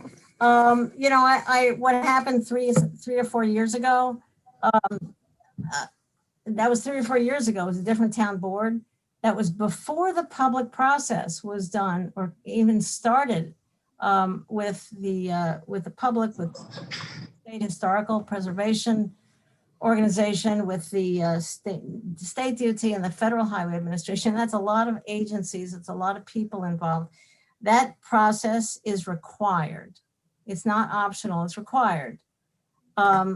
And the town, as Dan Lamb said earlier, the town had initially had a finding statement that it wanted either a 1 or a 2-lane bridge. And I can't remember the date. He said they changed that to make it that the town wanted a 1-lane bridge.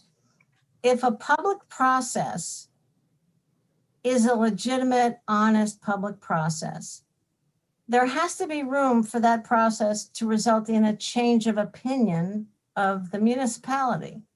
that's what happened. So when the municipality came to F&I 3.5 years ago, that was, under one set of circumstances, but the process was only beginning. The final result of the process, which I might say has avoided losing the grant, that through the 3.5, 4 years of negotiations, we've avoided losing the grant. We've avoided a lawsuit, which we were very close to at one point. And we have unanimity among all the parties now. So this is something, Mike, when I said you were wrong about, this was pulled in December 2017, and when I asked Jeff, and because that draft resolution and that MOU specified a 2-lane bridge, the public process had not even begun. I asked Jeff, would this be, is this time sensitive? Do we have to do it in December 2017? He said, no. I was not chair of the legislature then. You were. So this is not personal. This is about honoring the community. This is about the, an understanding that can change because of a public process. That's why we do a public process, or else it's really just a sham and a waste of time. So I hope people will be willing to vote for this now, because I think sufficient doubts have been raised. I didn't raise these doubts. Other people have raised these doubts, and I have heard from municipal officials that they're worried. So this is not me making this up. I didn't start this conversation. So I just think this is something where it's really an important statement that we ought to make at this time, and we can follow it up with a fuller policy as we should. Thank you. Thank you. And I just want to say one other thing. I appreciate that Mike Lane went to one or two of the public meetings. This is my district. I've been to dozens of the meetings, had dozens of conversations, read the et cetera. So if folks want to know actually what's been involved, then I would be happy to answer questions. Thank you. I have Leslie Schill. I have Dave McKenna. I have Ann Corman.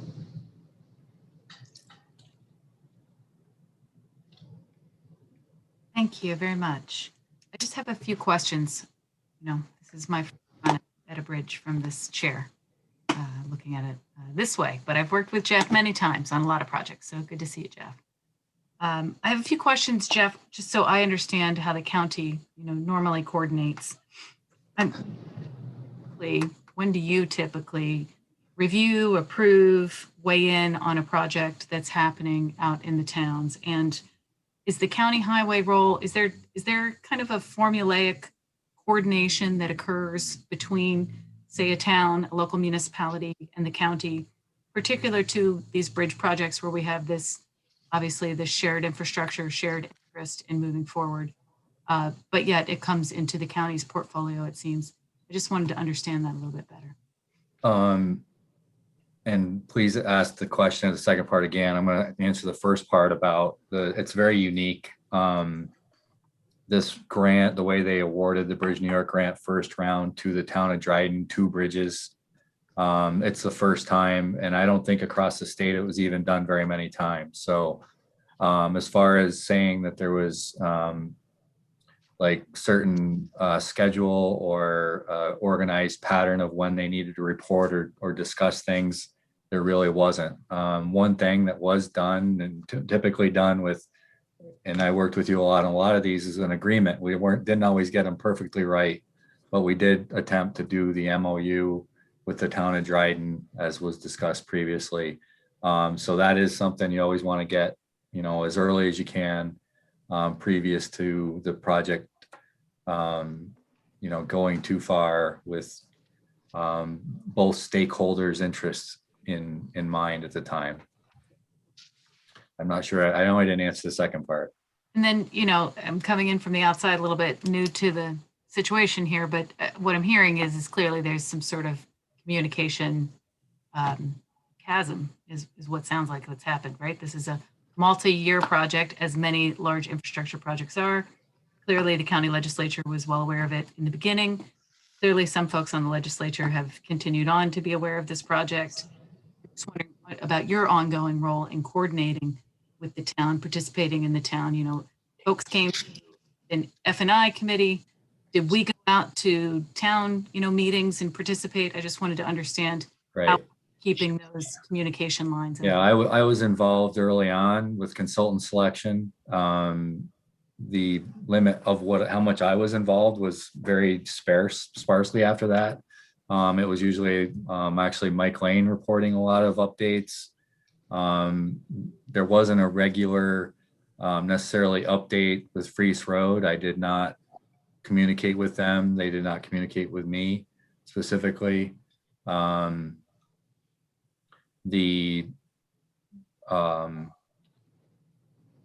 Like areas that you would see us giving an update. We do a quarterly status report with Highway, and in that, and there was very little information, but generally we would give small updates in the quarterly status report that goes to the F&I and then to the legislature and then other interested departments. So there was that periodic update. We did, we work with Bartlett and Judas quite a lot on a lot of other projects. And we had like weekly, bi-weekly updates on all of our projects. They would include some language about, what the recent status was with Freese Road. I was included on an email today talking about from Doug Mills about the trust issue that Dan Lamb referred to earlier and how Groton may or may not take it. And they're starting to look at that option. So I'm very aware. I was very aware when they approved that the town board decided to forward the single lane bridge scenario. There hasn't been any information kept. I mean, it was broadly announced at F&I. It was known at F&I. There wasn't actions that would maybe bring it to the full legislature. I do think I talked at the legislature a few times about it, maybe gave a few updates, but to recall exactly what was said or at what time, I'm not sure at this moment.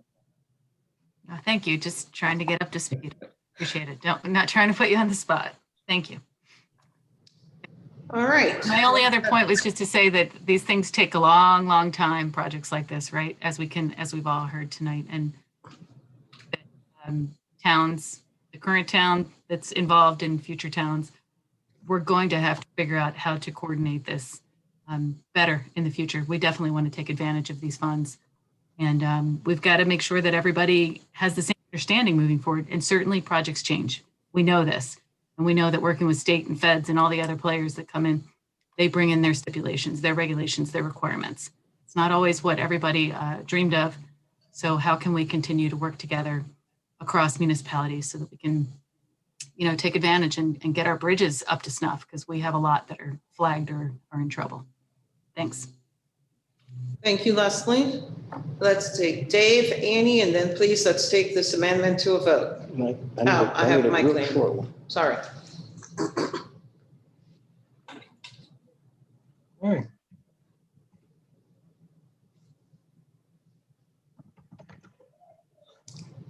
Dave, you're muted.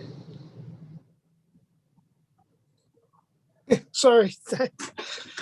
Okay, I'm in favor of paying our local share on George Road Bridge. I don't really have an issue with paying it, although I have an issue with the fact that it went over so darn far. So I think one of the things that we need to do is come up with some kind of a policy that limits the overages that we'll accept to kind of cover the county's backside. 20%, 25%, whatever the number is. I don't know what it is. But I think we should have a discussion along those lines and figure that out at some point here before we go too much further. But I think we should guarantee all the municipalities that we're going to, have their back on this and pay the 5%. It's money in our pocket. It's foolish not to do it. So that's all I've got. Thank you. Thank you, Dave. Ann, Mike Lane, Martha Robertson. Thanks, Madam Chair. So again, I I think we had a communication breakdown and people are, seems like starting to point fingers. And so, I mean, I think it's good in a way sometimes that we're getting all this stuff out, but I really just want to think about how we're going to move forward. And since Dave mentioned their original resolution, I think what happened there was the town, this is a new thing, so the town wasn't able to figure out all their costs as part of it. But anyway, that's another thing. But I just want to say that I feel confident that we can move forward and reach a good conclusion in this. And I would like to withdraw my amendment. Okay, withdrawn. I don't remember who seconded it, but thank you, Annie. Okay. I did. Somebody did. All right, thank you, Glenn. Thank you, Annie, for withdrawing. Martha, Mike Lean and then Martha. We're back on the main resolution. So we're back on the main resolution. But Martha, you're wrong. The resolution, the proposed resolution that was to be passed, it was passed in 2017 by the F&I committee on the 12th of December, was to come to the legislature on the 18th of January 2018, when you were chair. And at that point, it was pulled and never brought back. I'll leave it at that. Okay, we are on the original resolution K. We're no longer talking about the amendment. We are on K. Martha. Well, I'm considering voting against this one because, to send a message. All right. I will be working with whoever'd like to work with me on a resolution to bring through F&I to support the local share for Bridge New York projects. I think if the town of Dryden knew that the county commit to paying the projected amount, that would at least offer some comfort. It's at this point on record. Apparently, we're on record that we're not committing to that, and that's disturbing. So I think They're gonna get. I mean, I think there's always, as Leslie just said, as Jeff has said many times, projects change. It sounds like Freeze Road could go back under budget. And I think that if Dryden at least knew that we would pay the local share, as long as it's up to the amount that was projected in the grant, that would certainly help. At this point, I don't think they have that confidence, and that's really disturbing. Okay. We're on resolution K, folks. I really need to take this to a vote. I'm hearing the sentiment of the legislature to look at the issue of, policy of, around commitment to paying our local share and communicating as such with our municipalities. Shauna. Yeah, I just want to say we don't need to play politics here. No one's vote should ever be in retaliation because they're upset with a colleague. We can't do that, Martha. I mean, you've been at this long enough, you know better. And so we have to do what's best for the people here. We have a bridge. I'm singing to the choir here. We've got to get it together. Yes, I'm going to vote for it. I wish somebody else hadn't started this whole conversation in exactly the vein you just described. So the conversation happened, it started, we talked about it, things have gone around and around. Resolution K, I'm ready for a vote. Roll call vote on resolution K. It was moved, seconded, and we are voting. Glenn Maury, Yes. Martha Robertson, Yes. Leslie Shill, First vote, come on.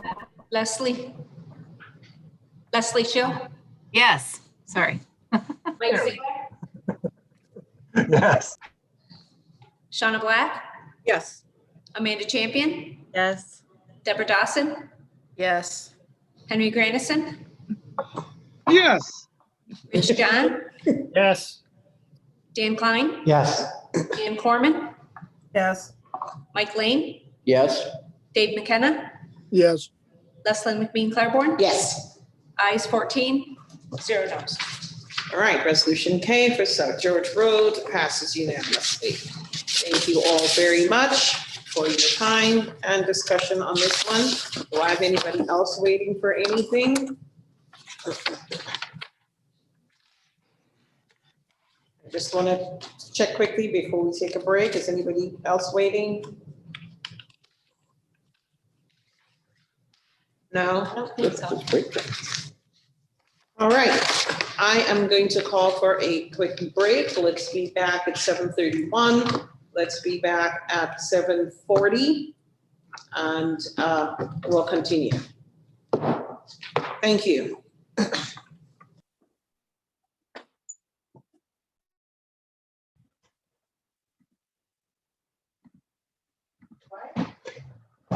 Leslie Schill, she is now before me. No, it's been Martha for like a decade. I didn't know whose name on this. She's the one. Mike Sigler, you're not muted.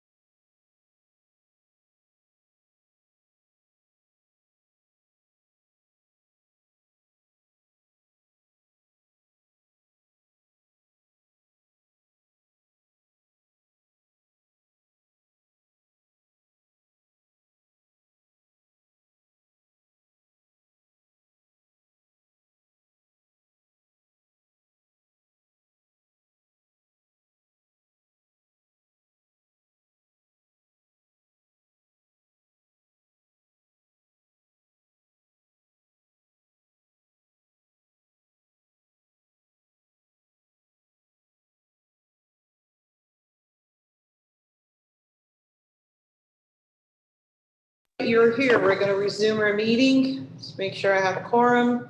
2, 3, 4, 5, 6, 7. Okay, I need one more person to let me know you're here. Thank you, Mike Sigler. And we will resume the legislature meeting of April 20th.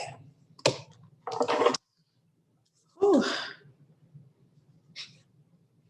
We're back to our regular agenda. And let's go to privilege of the floor for legislators. And if you will indulge me, I'll take it. I'll go first. And I'll try to get through. I didn't write anything.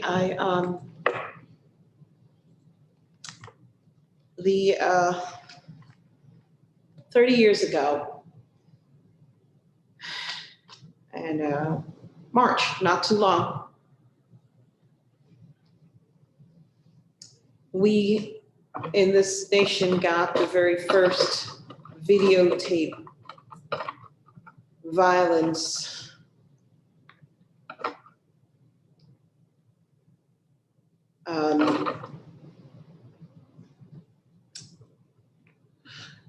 executed on a Black man by our trusted law enforcement officials.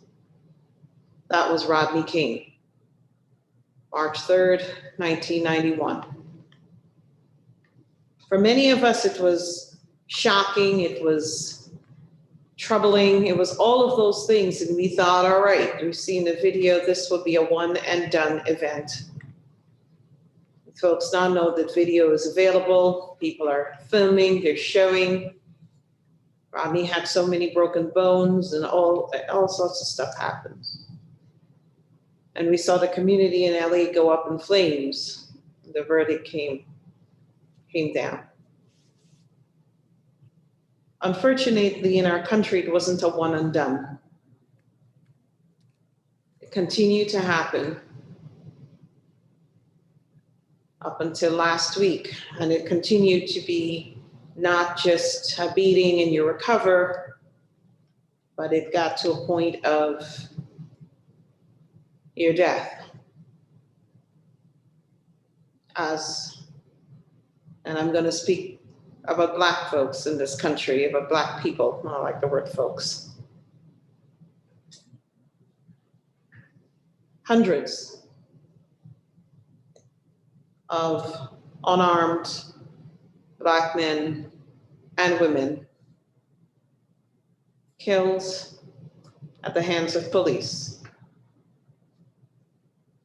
Last year, we watched May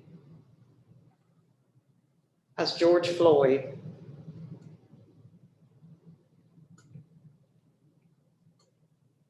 succumbed to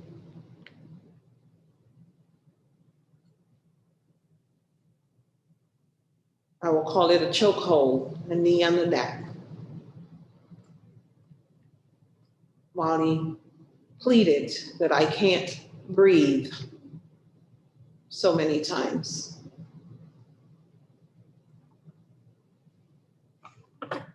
In 2014, Eric Gardner begged to breathe 11 times. He said, please, I can't breathe, before he too died.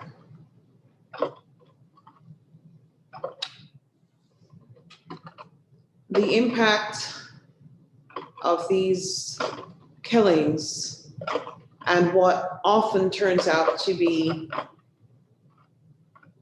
for us in the Black community, no justice, because those who do the crime don't pay the time, don't get convicted. The impact is multifaceted. the spillover effect from those killings on the Black community is huge. It affects our mental health in ways that other people cannot understand. It affects our economic status in ways that other people cannot understand. Our country erupted because not just Black people, but people of all walks of life, all colors, all creeds, all races, all ethnicities, saw that killing as so wrong, egregious, unconscionable, lacking any human caring. Former and current law enforcement officers speak to it as that is not policing.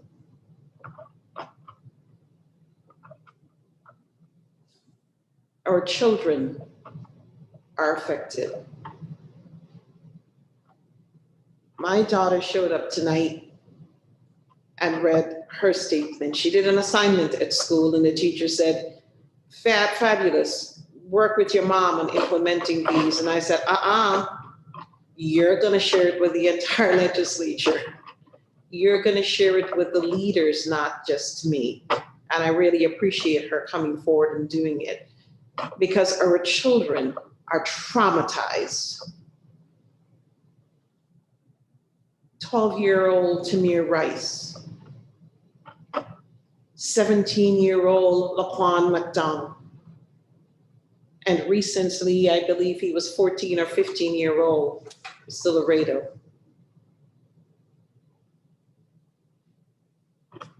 Today, the jury in Minnesota,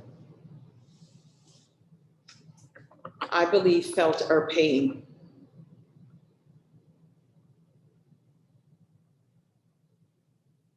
America made history. This was American history today, I said to my husband. Because not ever do I remember any law enforcement official being convicted on all the counts brought against them. All 3 counts, the jury came back with a guilty verdict. For those of us waiting for this, headaches, pains in our stomach, so much more. Many of us could not watch the video of George Floyd being killed. Nightmares, you name it, we've been experiencing it. And today, a little bit of hope that some amount of justice was served. But I also feel, in some respects, and I know I speak for others, a little bit frightened for what might come because of that, because we've seen it happen as well. We've seen it happen. Dante Smith's mother, when asked the question, are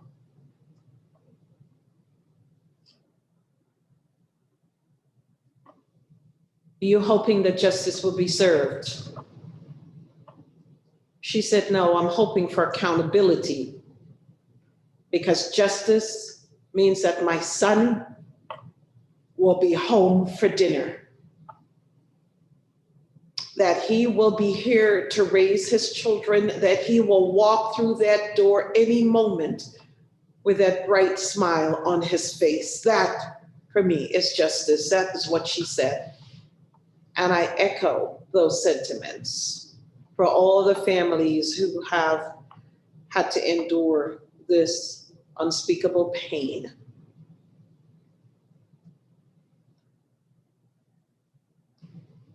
Lots of folks have issues about Black Lives Matter. And there's always the conversation that goes to all lives matter. Well, when everyone else has to experience the pain that we have been experiencing for years, hundreds of years, as critical race theory lets us know, that the whole premise of policing against Black folks that came with slavery, the whole premise that says that people who are Black are less than, inferior, other, the very premise that we teach in our curriculums when we teach of Black history in schools, that we continue to perpetuate, and why we continue to be in this place.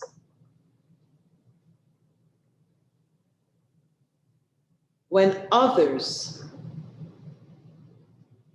will have experienced that, then come tell me all lives matter.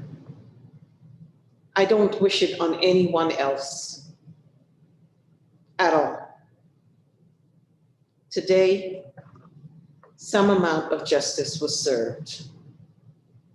And I personally want to thank the jury, the judge, folks in Minnesota, for standing for what is right and just, for making small amounts of change. I can't breathe. The chokehold of racism makes it hard for me to breathe.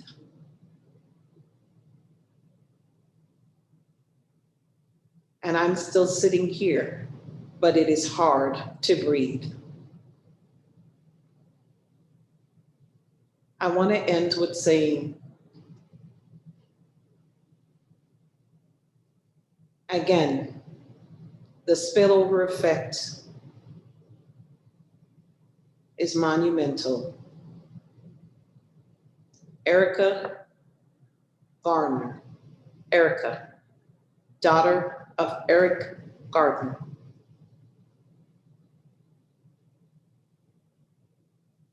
worked so hard for justice and equality, and justice for her dad, grieved so much because the video kept playing over and over and over again. She suffered a massive heart attack, age 37. I believe that was her age. 3 years after her dad died. We feel every bit of it. And today we feel some degree of hope that the clouds are parting.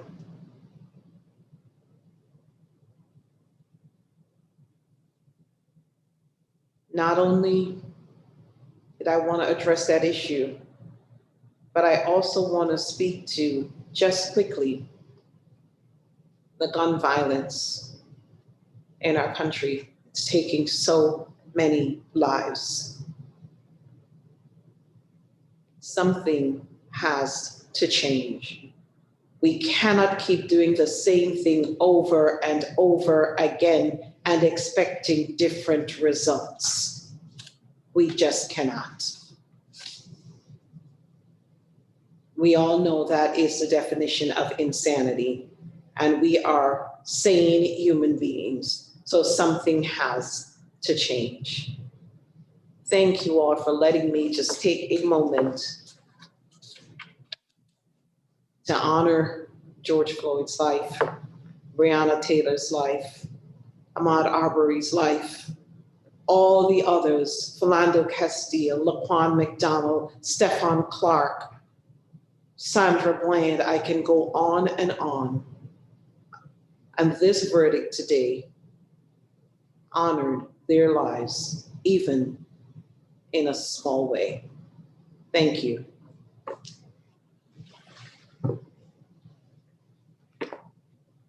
Other legislators.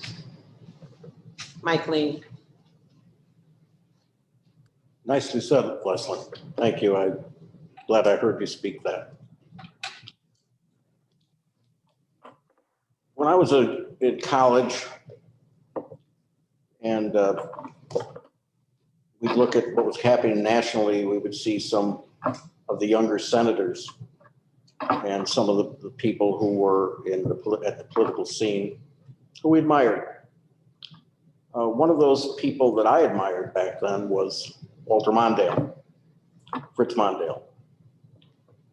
He was the kind of senator that I think Joe Biden was. Cared about people, cared about moving just policies forward.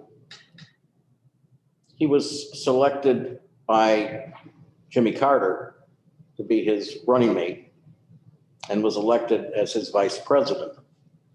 And Walter Mondale changed the role of the vice president for the first time in over, almost 200 years, to becoming a partner with the president and working with the president. And we've seen that with vice president after vice president ever since he set that goal. He ran for president in 1984 against a very, very popular President Ronald Reagan from California, and he didn't do very well.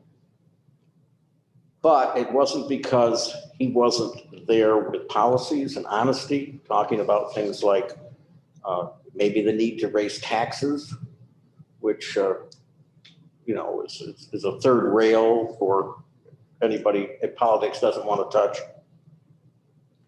Walter Mondale died this week at age 93. I'm glad he had a long life. Back in 1984, I tried to become a delegate to get for his nomination to the Democratic, as the Democratic Party's candidate for president. I didn't make it, where there were two slates and our slate didn't win, but I was glad he got nominated.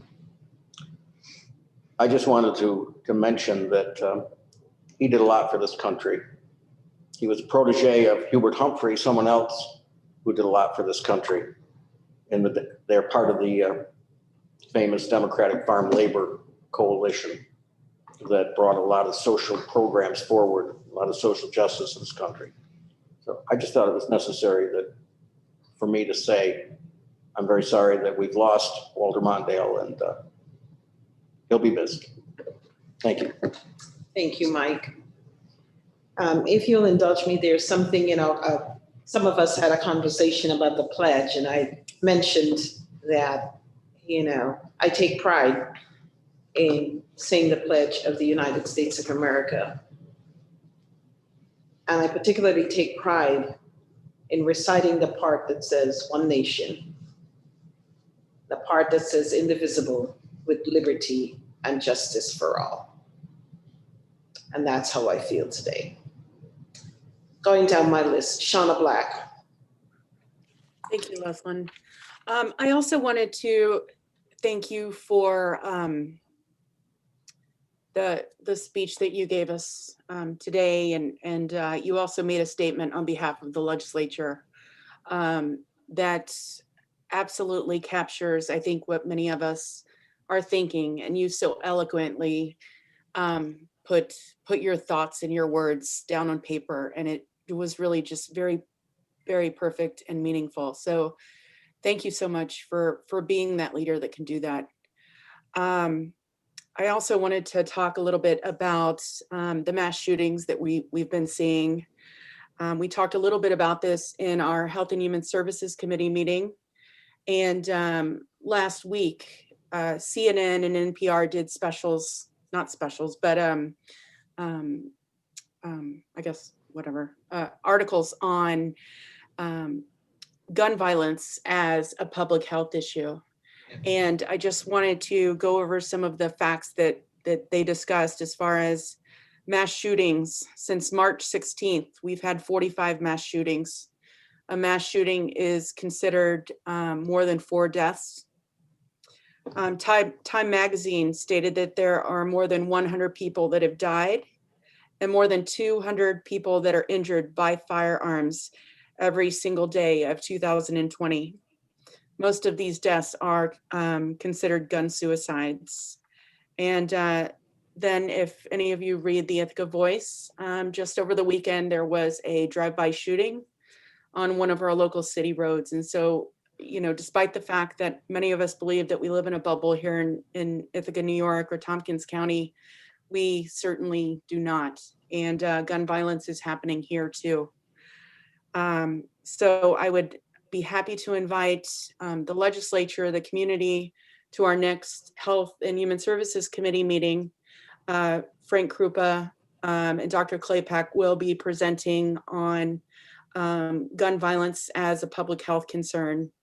And I hope that we can have a robust conversation about that.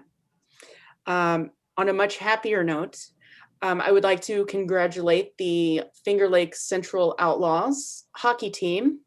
There are age groups, the 12U team, the 14U team, and the 16U team will be going to the state tournament this weekend in Buffalo, New York. And it's really a great accomplishment to see our local teams having a great season and going on to be challenged at the state tournament. So good job, kids. Thanks, Shauna. Congrats to the team. Ann Corman, and then Martha Robertson and Dan Klein.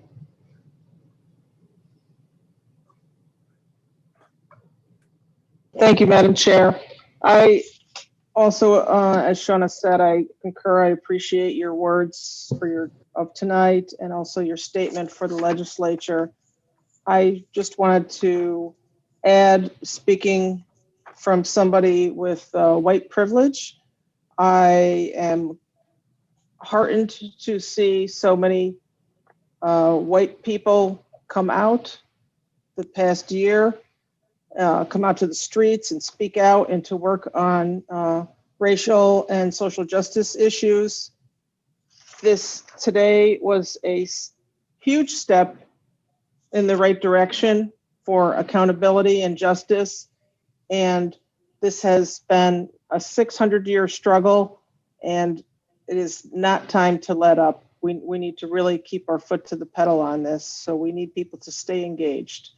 Thank you. And I just wanted to add, I could on Zoom, I could hear, I think her name was Indira Claiborne, if I'm pronouncing the last name correctly. I could hear Indira very easily, and I could hear her presentation fully, and possibly we could have her come to WDIC or something to talk about her presentation to see how we could help her. And I don't know if you have any contact with her, if you could put her in contact with us. So thank you very much. I'll see what pull I have. Thank you, Annie. Martha? Thanks, Leslyn, for your leadership and your spirit on this. Not to belabor, and people have said mostly what I wanted to say, but just that this is just the first step. It's really necessary, this verdict, but not sufficient, not by a long shot. Worried about the trials of the other officers involved. That's going to be re-traumatizing for everybody again. But boy, this one had to be what it was, and I'm grateful to the jury as well. So I think that the timing of our Reimagining Public Safety initiative couldn't have been better, and I really look forward to committing to and working on those initiatives to make our community, the little bit that we can affect here, a safer and more just community for all of our residents and visitors. Thanks. Thank you, Martha. Yes, we do need to continue that very important work and not just let it be talk, as one Indira Claiborne said tonight. We must reimagine public safety as public safety. All right. Dan Klein. Thank you. I want to talk about TCAT for a minute, our local public transportation service, bus service. TCAT has its fleet of buses, which is obviously the core of a bus service. And almost all of that money for the buses does not come from local tax money. So there's a variety of ways that we get it from federal government, state government, and grants. And just think about it for a minute, how difficult a budget that would be if you don't actually know in any given year if you're going to get money for buses or not. Well, a couple of years ago, TCAT got a bunch of money to get its first electric buses. And TCAT got enough money for 7 of them, and they've been receiving them over the last few months.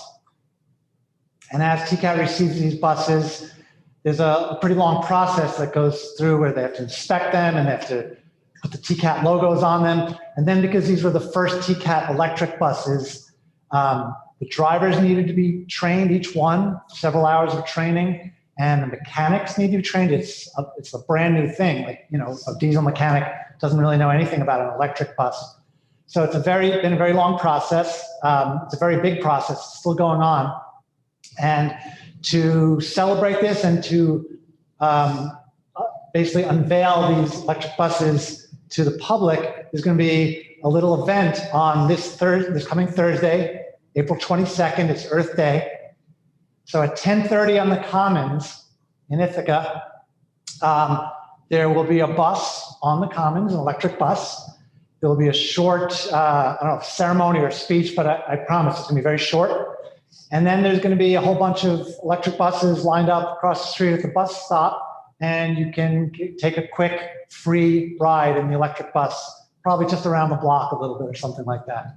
So if you're so inclined, this Thursday, April 22nd, 10:30 on the Commons, come join us.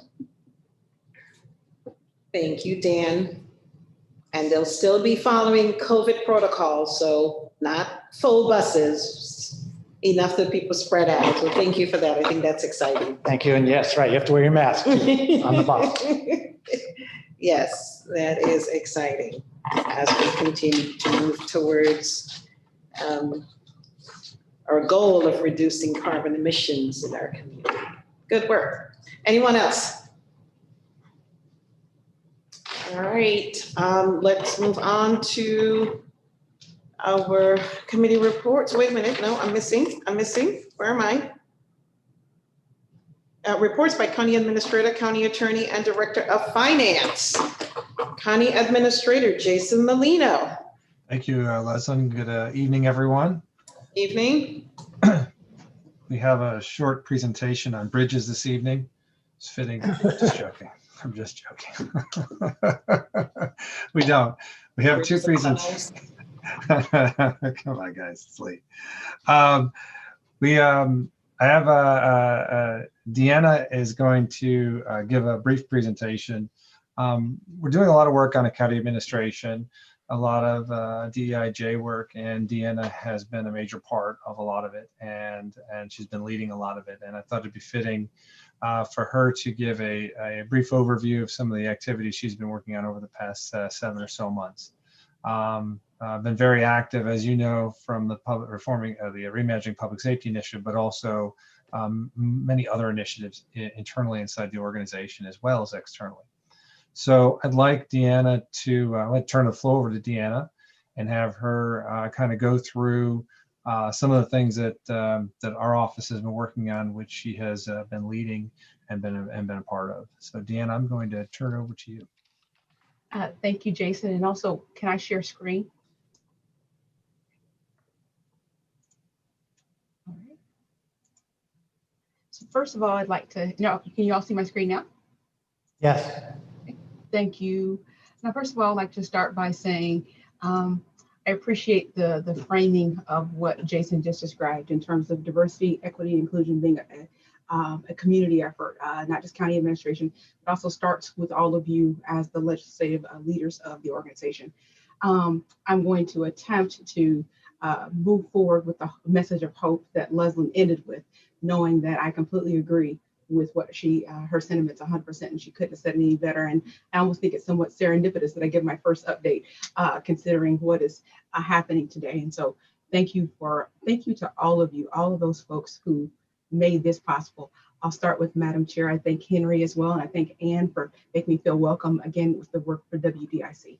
So I'll get started.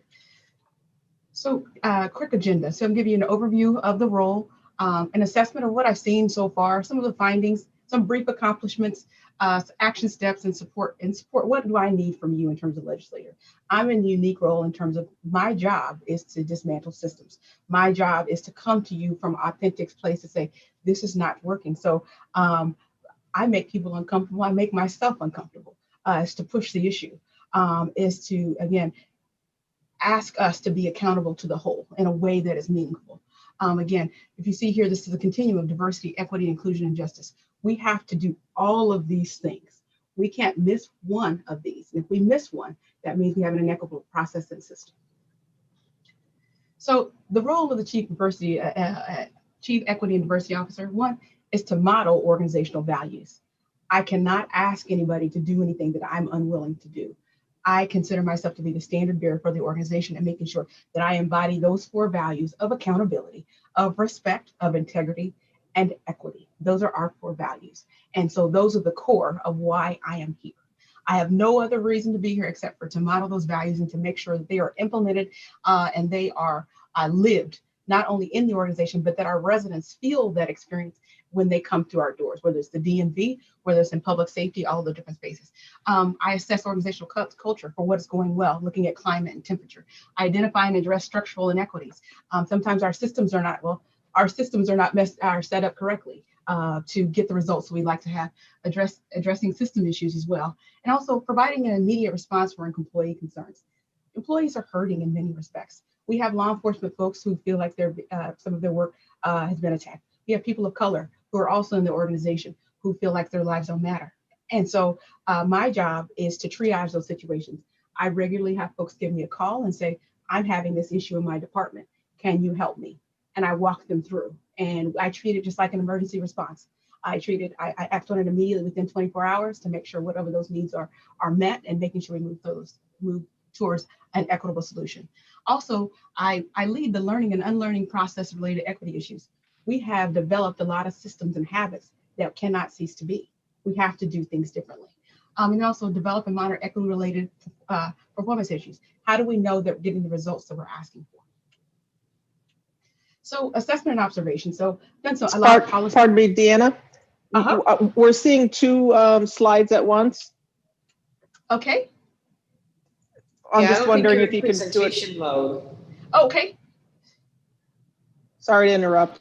No, I appreciate that. Let me try again. Let me.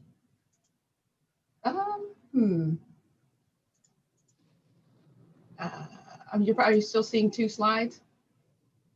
Well, we're not seeing any now. Okay. Okay, thank you. I appreciate it. Dom, I know you're there. Tell me what to do. Share the slides again, Deanna. Okay, just a second. Thank you all. Okay. Okay. And then once you've pressed present from beginning. Okay. Or nope. Really? Sure. Okay. Okay. Now where it says display settings along the top. Swap presenter and slideshow. Look at Dom.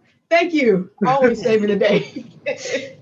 What would I do without him? Okay, so he's everywhere. He's so amazing. And thank you, Dom, for your help on this. And thank you, Ann. I appreciate that. So where we are, assessment. So I did a lot of policy review. Talked to a lot of department heads. Talked to a lot of community partners about how they experience our organization. Looked at the workforce metrics. Done a budget review to understand how we spend our funds, but then also the things in the organization that really are behind the scenes in terms of culture that are formal and informal things that we do that have outcomes or impacts on the organization. So some of the findings here. So first of all, we need the clarification of the role.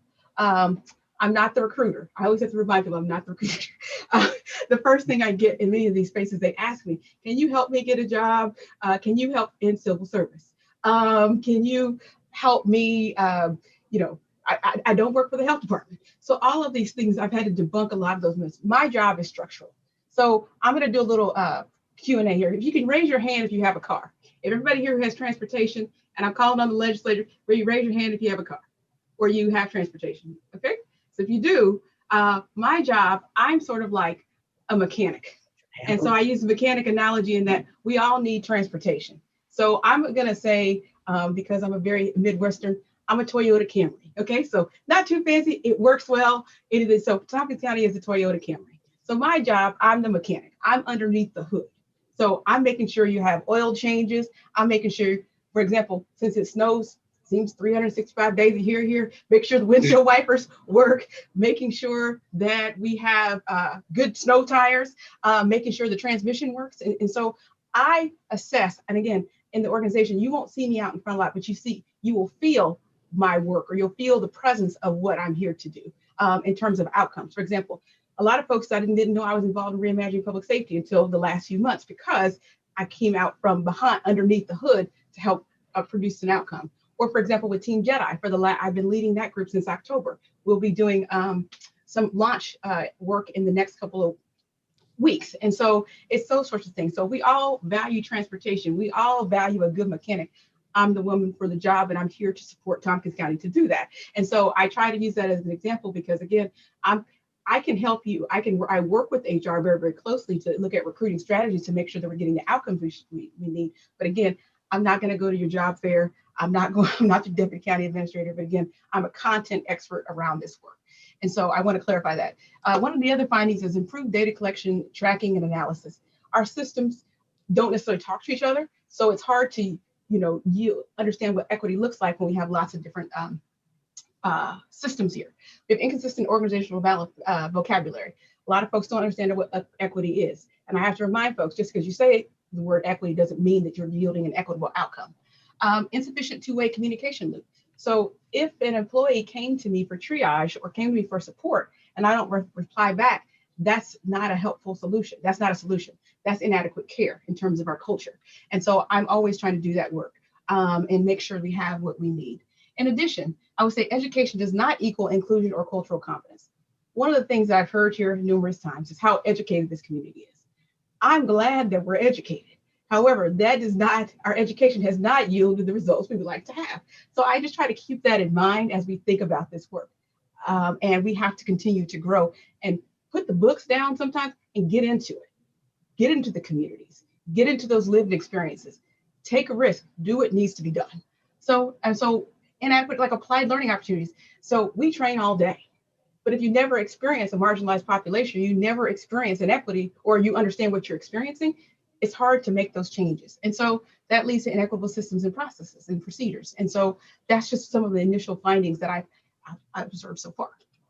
So they asked me, what have you been doing since you got here? So just a quick, I've worked with Cornell at the college on several networking events, getting folks out, collaborating with the Office of Human Rights, done some Black History Month events, been the project manager for the Reimagining Public Safety Report. I conducted listening and debriefing sessions around the things that happened with the Capitol. I've addressed multiple employee concerns around this issue. So I've done a lot of community presentations around reimagining public safety, did a presentation with the Medical Society, and then I was asked recently to serve as the content expert for SEPA for a student project, and so doing lots of work of that nature. In addition, one of the things I'm proud of in terms of establishing organizational expectations for leaders in communication. We cannot do this work if we do not address the soil. I'm gonna say it one more time. We cannot do this work if we do not address the soil. And that starts with authentic conversations. And so one of the things that I say to all leaders, especially the legislature, is that what we're doing, we have to address whatever the system is. Or for example, if we're thinking about an equation specifically, we are solving for a variable. And if we don't understand what that variable is, we're never gonna be able to fully get to where we need to go. None of the accomplishments, and I appreciate Henry for this, is aligning the work with WDIC and establishing those bi-monthly meetings in addition to the committee work to make sure that we're aligned and doing work together. Establishing the structure for Team Jedi with 5 committees and also growing those folks. There's about 33 folks who are meeting to discuss how they would like to be ambassadors for the organization. Kind of reignited the work in terms of the work of the Diversity Consortium of Tompkins County. It's my understanding that our chair helped found that work, and so that without consortiums and groups like that in the organization, within our community, we would not be successful. And so trying to make sure that Tompkins County continue to be a leader in the work in that space. Also leading the GARE relationship, and then also supporting the development of Tompkins County values, and also collaborating on office hours. So I mean, lots of other things that I'm involved in, but there's just a few things that I've done since I've been here. So action plan. What am I going to do next? What's the most important? So developing a strategic diversity plan for the Workforce Diversity and Inclusion Committee. And also part of that is working on the diversity statement. I appreciate the folks who've served on that committee to date. And actually, I'll be sending those folks an email shortly with the draft, and we'll be enculturating that statement, that draft through the organization and getting feedback and moving forward. Then also developing a decision-making matrix for equitable decision-making. How do we know that we understand the terminology, and how do we know we're applying the principles correctly to make culture change? And then operationalize Team Jedi. We have a lot of very willing employees who are very, very interested, but at the same time, lack experience. And so trying to continue to grow folks as ambassadors for the work. And then develop and implement culturally responsive training. A couple of years ago, I've heard from folks talk about the LGBTQIA training. And so folks love that training. And so we want to make sure that we have a program that is that meets the needs of our employees. Then also collaborate with the compliance team and human resources to conduct organizational policy reviews. So I'd like to thank Lisa Holmes just publicly in that she served as a mentor from my onboarding till now. Not only she's been a great leader, but then also she's added into the compliance review to make sure that our policies as they move forward are viewed from a critical equity lens. And so I think that that's an important part of the work. Also, supporting department heads with their work plans to center equity within the organization. I know Jason has the department heads do regular, work plans. And so we're added an equity related component, or not component, we try to center equity because it's not a component, it is in the middle and the heart of what we do as a part of the organization, but then also going through those work plans, looking at trends, understanding what's working and what's not working. And so Ruby and I are doing some of that work together. Raise community awareness of the diversity, equity, inclusion, and justice efforts at Tompkins County in collaboration with the Office of Human Rights. Dr. Clark has been a tremendous partner in the work, and then also being able to talk about how Tompkins County, how that work impacts our residents and where they should go, when there are concerns and when there are questions and things of that nature, what we should do next. And then support implementation of the reimagining public safety recommendations. I think folks have spoken enough about that today, so I'll continue to go on, and I think you kind of know what my work is there. This is what I need from you. Setting a tone that advances diversity, equity, inclusion, and justice in the workforce. What you say and how you convey it in this space matters. Sometimes you'll have meetings and I'll get emails about the conversation, and I'll get questions about, well, what do you think about this? Or what's your stance on this? And so my goal is to always be in alignment with the will and the work of the legislature, or also being able to have those conversations around equity and inclusion in the workforce. And so I look forward to you setting a tone and supporting the tone of making sure equity is not an add-on, it's not additional work, it should be at the heart of our work. And so I'm encouraging that. And also supporting the rollout of the Tompkins County values with equity centered in that work, and adoption of the revised diversity statement when it comes to you, and implementation of a strategic diversity plan when that comes to you for adoption as well. And also incorporate and align, promote equity-based decision-making in all of the legislative processes. So as you think about them, I ask that you center equity in the work. And if you have questions about that, I'm happy to consult, support, and lend guidance in those spaces. And then last, invest resources as appropriate to realize the mission of Tompkins County for all residents. And so here's an example. I'm currently working on the limited English proficiency policy. COVID has taken its toll on our community. And one of the things that we've noticed is that we want to have services for all. And so this is going to require an investment of resources that's part of our critical infrastructure. And we'll be coming back to you because those folks are, all of our residents are a part of our community, and we should be able to provide those services in a way that is seamless for them. Again, that's one of the many things that we are working on, but again, it will require an investment of resources. And so as we wrap up, thank you for your time this afternoon. And also I stand for any questions you may have, but again, this work is paramount. I can't think of anything that's more purposeful and meaningful in what we're doing. And I implore you to just keep this at the heart of what you're doing. And I'm grateful to share an update, and I will be back. And also, this is my favorite topic, so I'm happy to talk to you about anything related to this issue. All right. Thank you, Deanna. Questions, comments, Dan Klein? Did you have a question, comment? No, I thought you raised your hand. Okay. All right. Well, thank you for sharing, Deanna. Appreciate it. Ann Corman. Thank you, Deanna. I just wanted to reiterate, well, you said it a number of times, just to think about that equity being the center and an integral part of everything that we do, and something that I've mentioned before in a forum, but so maybe something that other legislators, it can help them understand, just as the same as we look at financial aspects of everything we do.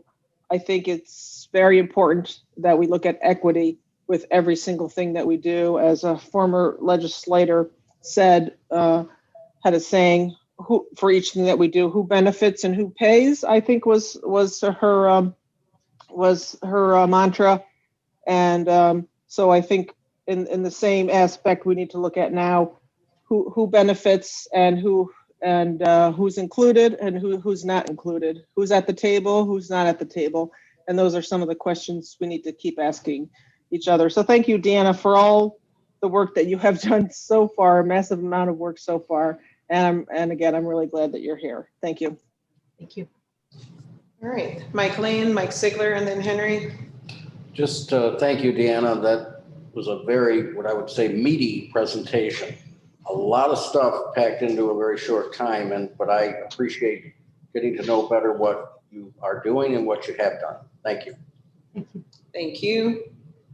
Mike Sigler. Hi, Deanna. I'm just wondering about, you had mentioned in there employee concerns. I'm just wondering how we're going to find out what those concerns are, and then obviously we have to address those. And I wanted to see what the format would be for the legislature to address those, or if those will be addressed by administration, or how those will be handled. Absolutely. So also, I appreciate you calling that out, because I think that's a critical piece. So all of the action plans and all those steps that come into that are intended to address those issues. But specifically here's an example. I've had an employee come to me with either an issue of racial bias or an issue of hostile work environment, various things. They're immediately triaged according to our policy. There are multiple places they can come into the system, or come into, they could report to the compliance officer. I believe that's Lisa. They can report that to Ruby. They can report that to myself. So it immediately goes to one of those three people, and then there's an immediate response, and there's emails, and also there's a workflow for it. And then also we work these like we treat an emergency response. Like you're on the fire, like there's a fire, you're on the scene, get your hose out, make sure you put the fire out, and then you do follow-up. And so, for example, just because I send you an email and there's a resolution, I might call that employee back. Hey, let's get a cup of coffee. Let's talk about this. Are you seeing improvement in the work environment? What's happening? What's going well and what's not going well? And also immediately, I think one of the critical components is my access to the county administrator. And I say that because I go immediately, I can say, hey, Jason, I'm saying we have a system problem here, or he jokingly says, I say, Jason, I promised that you were going to do X, Y, and Z. And he's like, how much is it going to cost? I said, it doesn't matter, Jason, because we're going to get an equitable solution. And so, so all of those things are immediately taken care of. And also, I track them in a confidential spreadsheet. Does that make sense? Because most of those things come from a confidential place. But as I see trends, when we talk about our diversity metrics in terms of retention, that's where you will see those numbers. And so, but we don't sleep on those things, because just like when you want help, when you have a 911 call, that's how we treat this. And equity work is not a 9 to 5. So I have employees that might call me after 5:30 and say, can I just talk to you now? Sure. Where do we need to meet? What does that look like? We need to get a hold of this issue right now, because We cannot afford to lose folks, the folks that we have here, and those folks who adhere to our values, we want to keep them. And also we want to create a space where we bring folks in and that they'll want to have longevity. And then also we want them to be promoted, because a part of equity is it's not just bringing minoritized groups in, it's about where they're positioned, you know? Because folks constantly, one of the biggest misnomers, they'll say to me, well, we have a lot of folks of color in facilities. Well, I think that that is good, but also where is their position of influence and how is the power distributed in the organization? And what does that look like? And what are those lived experiences that impact that work? And so I'll stop there because I get really excited as we talk about these things. You know, I just, you know, you started to get me all worked up here. And I see Deborah, I'm looking at Deborah's face here. And Deborah, you know, she's so patient with all of us as we excited here in the work. So hopefully that answers your question, Mike. But again, I just wish you'd slow down. You know, because I can't keep up with how fast your mouth works. She's wondering why we go so. She's wondering why we go so slow. You're just listening so slow, Deborah. That's it. Yeah, I got old ears. So yes, Deanna, don't get excited and start doing a whole workshop. I promise I will cut you off. Yes, thank you. Henry. Yes. Yes. Thank you, Deanna, for that wonderful presentation. I thought that you may address Ann Coleman's concerns about the about looking at the legislature through the diversity equity toolkit through GARE. Can you talk about that for a minute? Yes, sir. I sure can. You know what? So the Government Alliance on Racial Equity has a toolkit that has a list of questions and a series of ways you can align your organizational values with equity related the constructs, so with diversity, inclusion, equity, and justice. And so we plan to use that and in our, I'm just saying it's an announcement, Jason, hopefully in our budget processes and any of our decision-making tools. I just say it to you up here and anything that we go to do forward, because again, equity, we should be at the heart of what we do. We should be able to provide that framework and the work that we do. So hopefully that was less than a minute. Yes, thank you. All right, a couple other thoughts and we gotta move on, folks. Who's next? Martha? Thank you, Diana. I'm really trying to train my ears to listen faster. So, can you give us any example? Can you give us one example of a system? You talked about our systems. We need to at least review our systems, make sure that they're equity based, and there may be changes needed, or probably are changes needed. Can you be specific about anything in particular? Yes, I'm going to use an example that we all been talking about a lot here recently is reimagining public safety. For example, the reason why the traffic stop recommendation is the way it is because our systems currently do not yield information in a way that we can say whether or not we're profiling or not profiling. We don't collect the information. So that's a systems issue for us, you know? And so, or for example, there's various ways of coding information. And so if I talk to one department head, I might hear 55. And then if I talk to another department head, I might hear 72. I said, you guys running the same report, you know? And what does that mean, you know? And how does that? And so that leads to contingent in some of our work, or you know, in some of our how we use our data. Another systems issue. Does that make sense, Martha?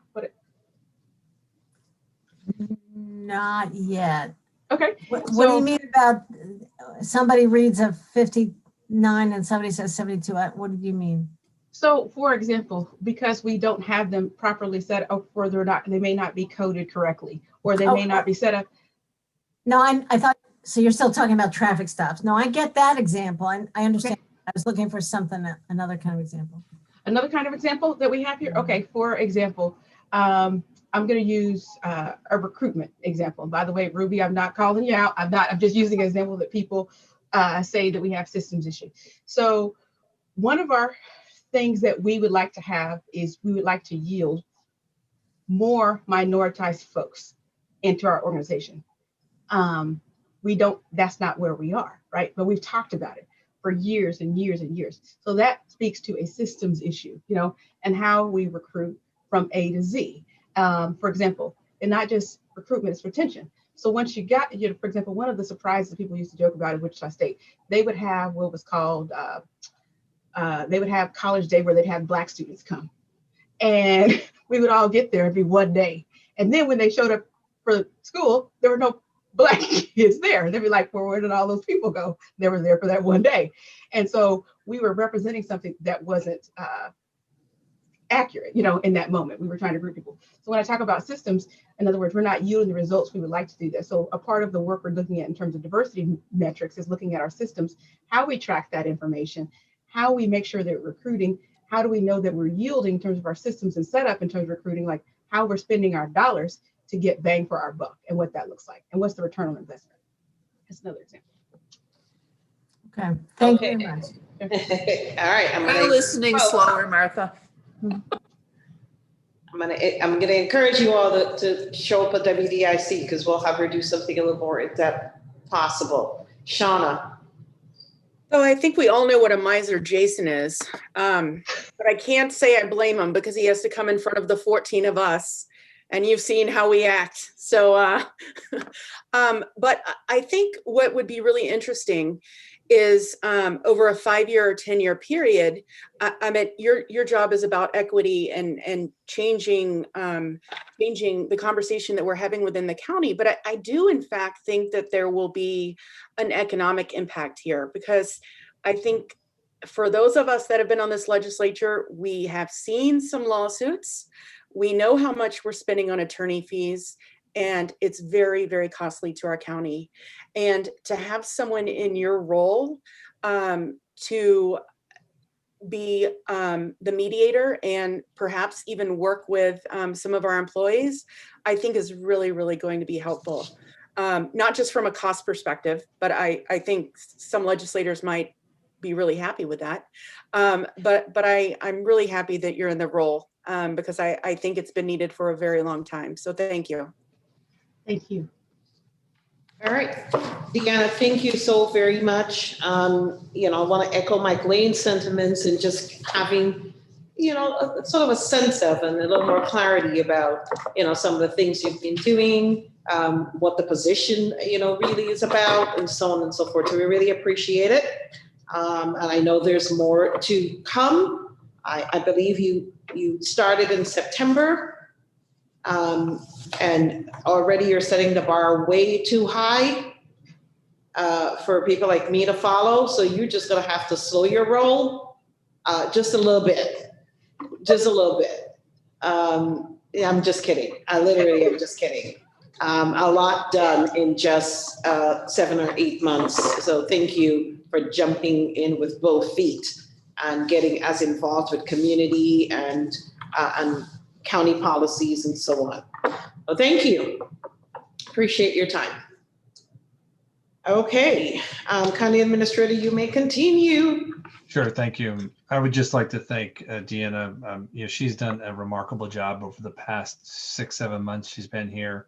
The conversations that she has fostered with the leadership of the organization, with members of the organization, I think have paid off in dividends in terms of people looking at things differently, approaching things, questioning, self-reflecting. And I think it's been well received by our workforce, well received by our leadership, our department heads. And you're right, she started in September, but she worked remotely for 2 months. And I don't think you would have known it. She hit the ground running. Has done a remarkable job. So just my hat goes off to her. She's a great team member and is doing great work for the organization and the community. So, indeed. Thank you, Deanna. All right, now we're going to talk about your favorite thing we always talk about. It's not bridges. It's our COVID update. I'm going to share my screen with you guys, and we will get rolling. I also add that we do have also some sales tax graphs for you later after following Rick's presentation or discussion. So that's exciting. All right, let's see what we got here. Everybody's trapping. It's going to be a long night. We'll make it quick. You're familiar with this format? I think I'll make it quick. You're familiar with this format. This is the format we've used in the past. Good news is, and Frank will talk a little bit more about the data, is we've seen a slowdown in new cases, which is great. I don't think there's been any new deaths in the past several times we've met. Hospitalizations are low. I think the big kicker here is this number down here, 57,000, almost 58,000 first doses reported by New York State. That's huge. I say it is the best in the state. Apparently Hamilton County has a little bit more than we do percentage wise. Anybody know what the population is of Hamilton County? 12,000. It's like 4,400. You're right, Henry. I don't You count tell that us at all. every week, Jason. I don't count it at all. We are the best in the state, and I don't want to hear anything about it. So it's just a job well done, and it's continuing to move, and we'll get into it a little bit, but our approach is going to change a little bit as we move forward. We've captured a lot of the larger groups, and now we're going to start to work on some smaller focus areas to try to get and bring vaccine to folks and try to get more folks at the tail end of this, try to get more folks to participate. Executive orders continue to come less frequently, less timely as well, unfortunately, but they are coming. Have done a number of partnerships in terms of pods, done some smaller pods. We're supposed to have a higher ed pod that was canceled, unfortunately, due to the J&J pausing on things, but we're back at it to do another higher ed pod coming up. And past 2 weeks, we hit the 50% mark. As I mentioned, we're now pushing 60%, which is great to hear. And looks like we're doing a small pod this Saturday up at Groton, up at Glens Way. Other than that, continue to have good communications with the community, continuing to shift, working on translation of some material, both the registry, other educational material, which is good. And the PIO team is doing a great job, really trying to make an effort, a real robust effort in translation. And Deanna mentioned it in terms of our language efficiency plan and the shortfalls that we've identified through this process with COVID and the update she's going to be working on over the course of the next several months. And I would anticipate some budgetary investments needed next year when we start, which I think will change the way we approach our communication in general. Not making an effort to communicate in the languages, but understanding that it is part of our communication and just in general, not a special effort, but part of the communication. So I think more to follow that in the upcoming months. And Frank continues to take all the media and as we continue to educate folks and promoting the efficacy of the vaccinations or vaccine. This again is a slide you're familiar with. We talk about the amount of hours worked. This doesn't go down, this only goes up. The amount of leave taken for COVID, seeing less and less of it, but still offering the folks the ability for dependent care if they need it. I think it's a valued part as being an employer. I know employees have valued it based on circumstances. Childcare is not back to 100%, and there are still children that are not in school full time. So this leave has come invaluable. I think the employees greatly appreciate it. Also continue to have related expenses. This 3.1 million mark. Again, not all of that will be reimbursed. Some of it is other funding. Some of it will be reimbursed. Some of it will not. So we're continuing to sift through that and track that. All right, I'm going to turn this over to Frank the next several slides because we've got some data coming up. Frank? Great, thanks, Jason. Yeah, so this is our first slide on prevalence. I think it shows what most folks have known. We're seeing a steady decline, and over the last couple of weeks, it's actually been pretty dramatic in that we're seeing generally single-digit days as we progress through the week. So generally good news about the disease in the community. Our percent positivity continues to be very, very low. That's the low disease counts coupled with the large amount of testing that's going on. So again, all good to see. Vaccinations. We are likely going to cross the 50,000 total vaccine mark this weekend with our clinics. So just to kind of put that into perspective, that's first and second doses combined, but that you're talking about the vaccine in potentially half of the people in the county. So we're obviously 57% across all vaccinators at this point. Demographics have started to even out. I think when we showed you these a couple of weeks ago, the 20 to 29, the orange line was a lot shorter. we've made a lot of progress with the college age students. Even with the J&J clinic needing to be canceled, we'd already been doing a large number of students at the mall for a couple of weeks. So as we're moving forward this week and doing the on-campus one, we're going to be looking for students to vaccinate, just like we're getting to the point of needing to look for all populations when we do large clinics. But otherwise, good general distribution. Race is starting to even out a bit more. Our Asian numbers have come actually a little just slightly above the population. The unknown and the other kind of make it hard to know, how well we're doing in the Black population. We've taken specific steps trying to have pop-up pods in communities of color to help address that. But in general, we're doing pretty good across the race demographics. Ethnicity as well. The unknown, again, it makes it difficult to know, assuming most of those are going to fall into the non-Hispanic category, where we're aligning up with our county demographics. Mentioned pop-up pods. We've had a few BJM a few weeks ago. We did LACS last weekend, I guess it was, or maybe 2 weekends ago. 200 doses administered. I have to thank the outreach folks that went around door to door trying to register folks in the community. It was amazing to see that level of effort and dedication to get folks out. We're trying to bring the vaccine as close to people as we can to eliminate as many barriers as are possible. Our next pop-up is being planned for Groton. We'll be doing that this Saturday. Information went out today about it. And we'll be doing a similar push in the Groton area to get folks signed up. And that'll be our first rural pod. And then we'll be moving out to other rural parts of the county after that.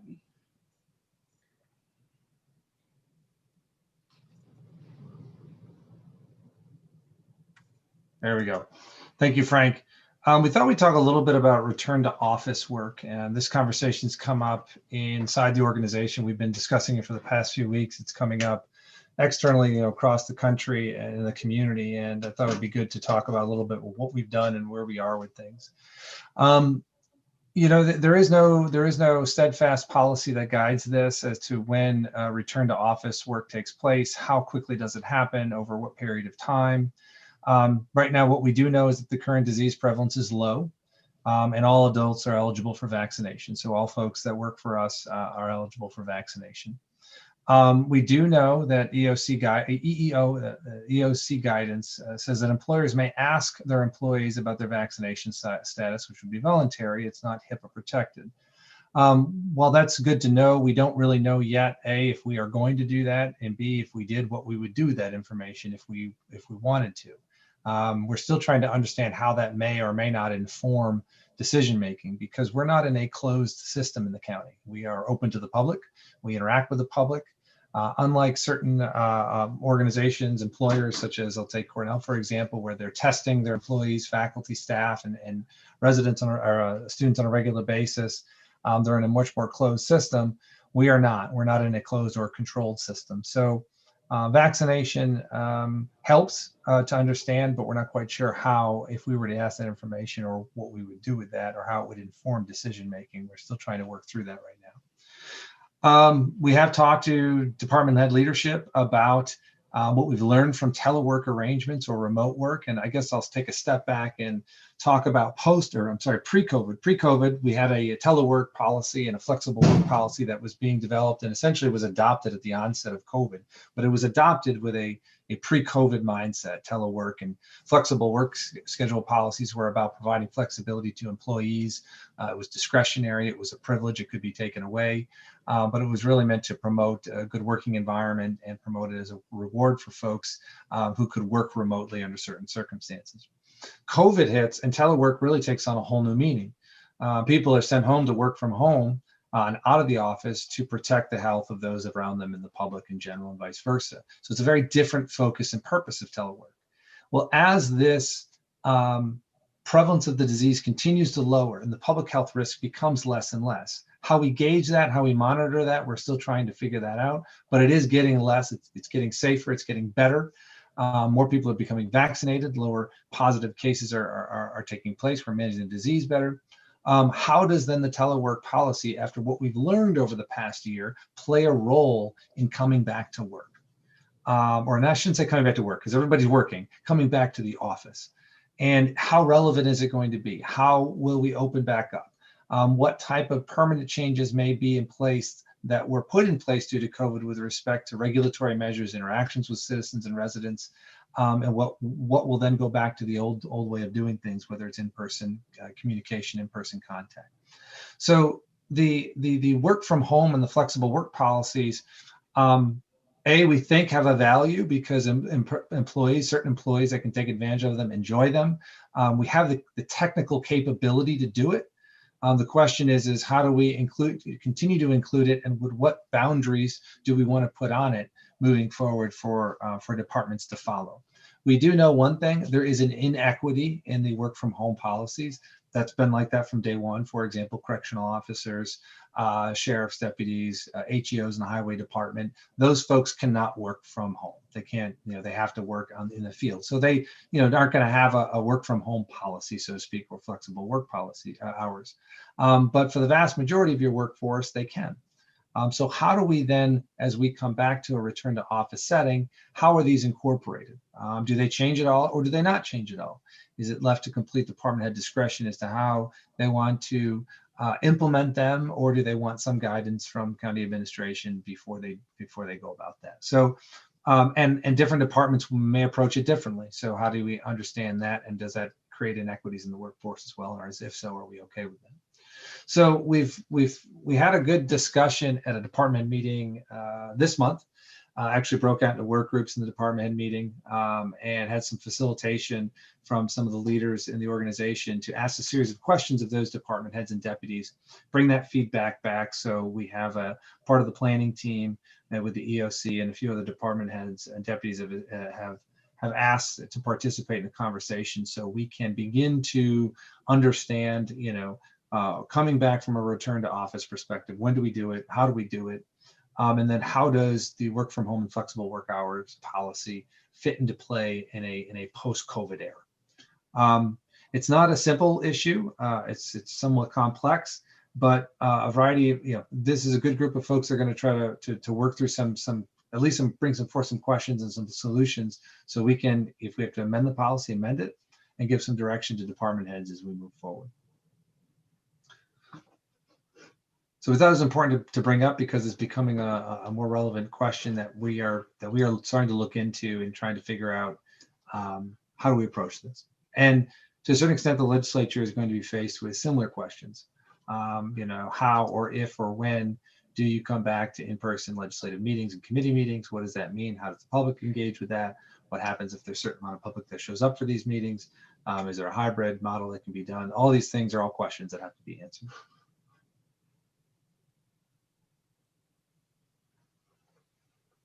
And I think I'll take it from here.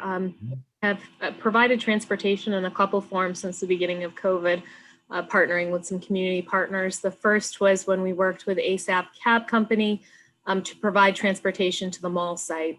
And so you can see those expenses there. Additionally, we work with Gadabout, and they are providing transportation for vaccinations. So ASAP was for samples and testing, and Gadabout, our bus, and even TCAT have been being used to transport people to get to the vaccination sites. All of this is actually paid for in two different grants, and Dwight Mengel and that team has been really helpful. And I know Fernando and others have come together and become really our transportation partners to make sure that this can all occur. And the testing costs. So this is a snapshot of what the costs look like at this point. You can see what the total is and then the average per week. And so it just gives you an overview of where we're at. It shows the 75% share of FEMA, because when we first started this, we weren't sure if we'd be reimbursed at 100%. We should be reimbursed at 100%. Any reimbursements we've received up until this point have been at that 75%, but they came now months ago, and they should be made whole in a future payment. We're still awaiting quite a few payments from FEMA, but we have had contact with them recently and should be on schedule to bring more ahead.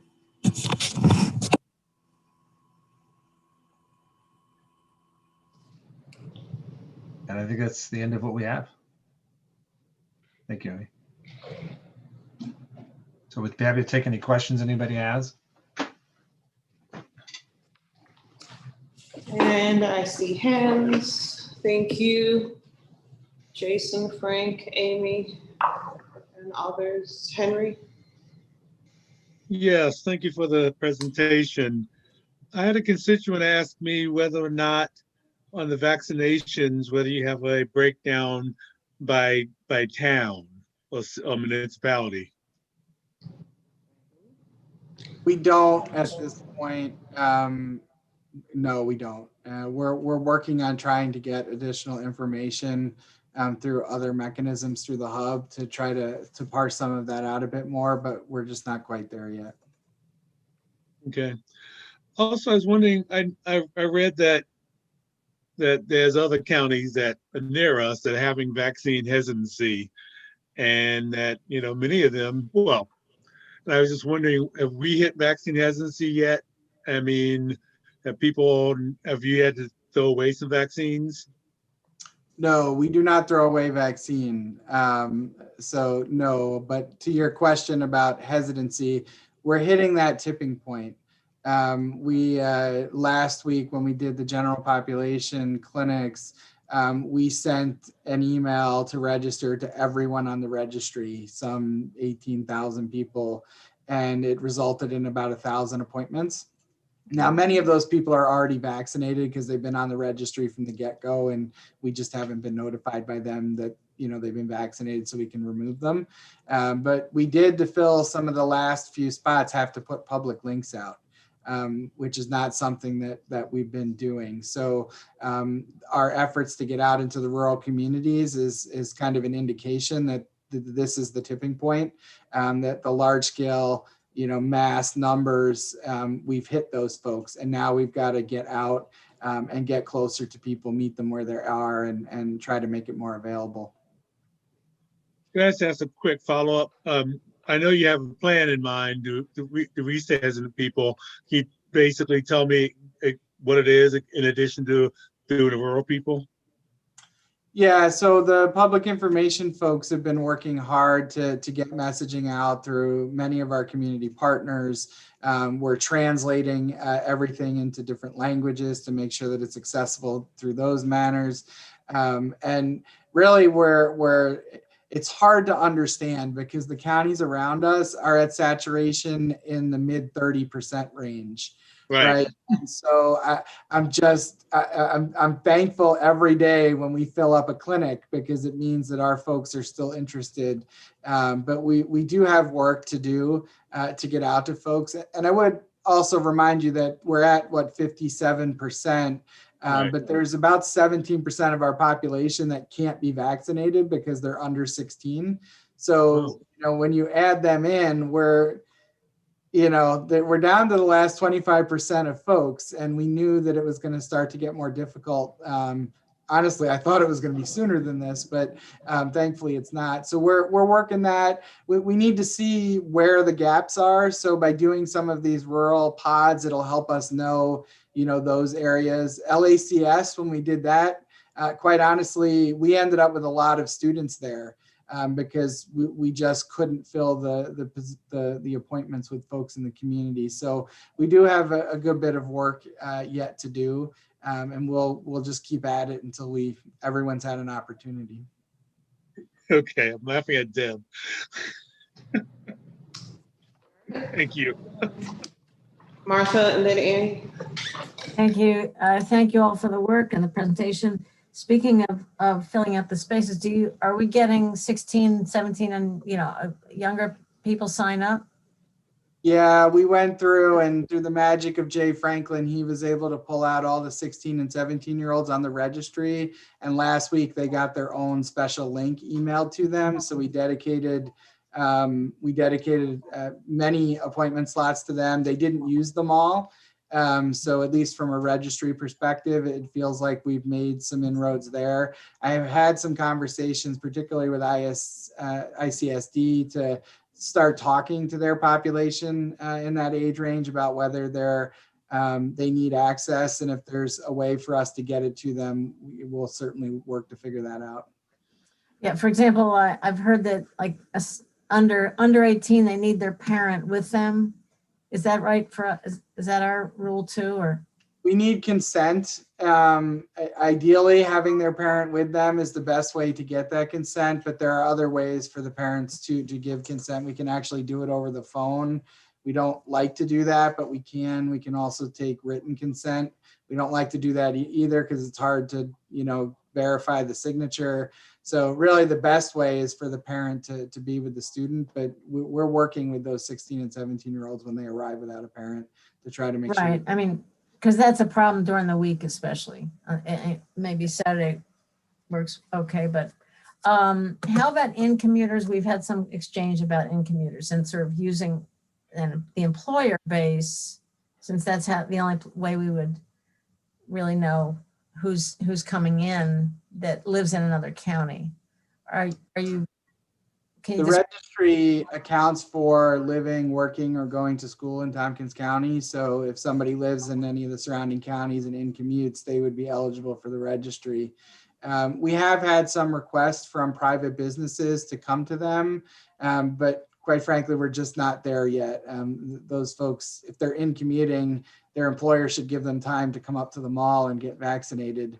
Right now, that would be the ideal way to do it. But once we get through those populations that we think have barriers that they can't overcome, then we can start talking about the next level of this, which is making it convenient, right, for everyone. That's kind of the third phase after we move from mass to doing smaller, taking it out to people. Then it becomes the evening hours, weekend hours, convenient conversations to try to get the last percentages. Right. It seems like some kind of stock outreach, message that employers then can send to their workforces.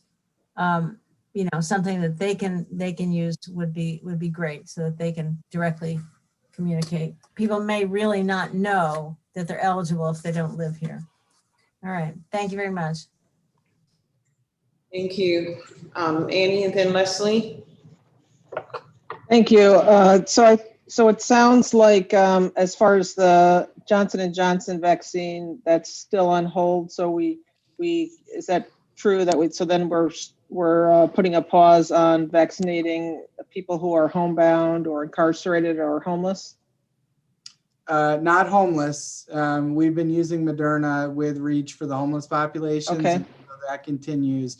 REACH reports that they believe that population is saturated now within the homeless population. The homebound, correct. We have put that on pause in hopes that the Johnson & Johnson will be cleared again, just because it's logistically challenging to get out there once. Doing it twice makes it that much more challenging. If it turns out that Johnson & Johnson is going to have an extended delay, we would have to rethink that and begin to use the other vaccines for that population as well. Okay, and maybe this was addressed before for people that are living in the jungle in Ithaca. The reach out has been done with them, right? Yeah, REACH has been out trying to work with those folks. Some of them have been willing. It kind of started at the beginning where there's a lot of hesitancy, and then you get one or two, and word of mouth started spreading, and we had kind of a little spurt of folks that were interested, and then it's kind of the J&J announcement. Unfortunately, it kind of slowed things down for us a bit. But REACH has done almost 100 homeless individuals at this point. So that's pretty good saturation in that population. Yeah, that's great, because I know at least a few people contacted me that they're, pretty nervous. The getting off the registry, you mentioned, Frank, so how do people get off the vaccination registry? Yeah, they can email our COVID vaccines at tompkins-co.org. That's the email that's on the website, right? Yeah. And if they just let us know they want to be taken off, we will. The problem is there's probably 10,000 that need to come off that registry. I just don't think we're quite honestly, we're coming to the useful life of the registry. We're coming to the end of it. It's still good for things like the homebound and some of those smaller populations, so we can find out who those folks are. But from the broader population perspective, the registry is coming to the end of its useful life. Well, it was a good run. Last question is students, college students. And so you are they included? Well, I guess some of them are included as far as our stats of people, living here, and as far as our population that need to get or that aren't vaccinated yet. Yes, they are part of our numbers. We've vaccinated large numbers of them.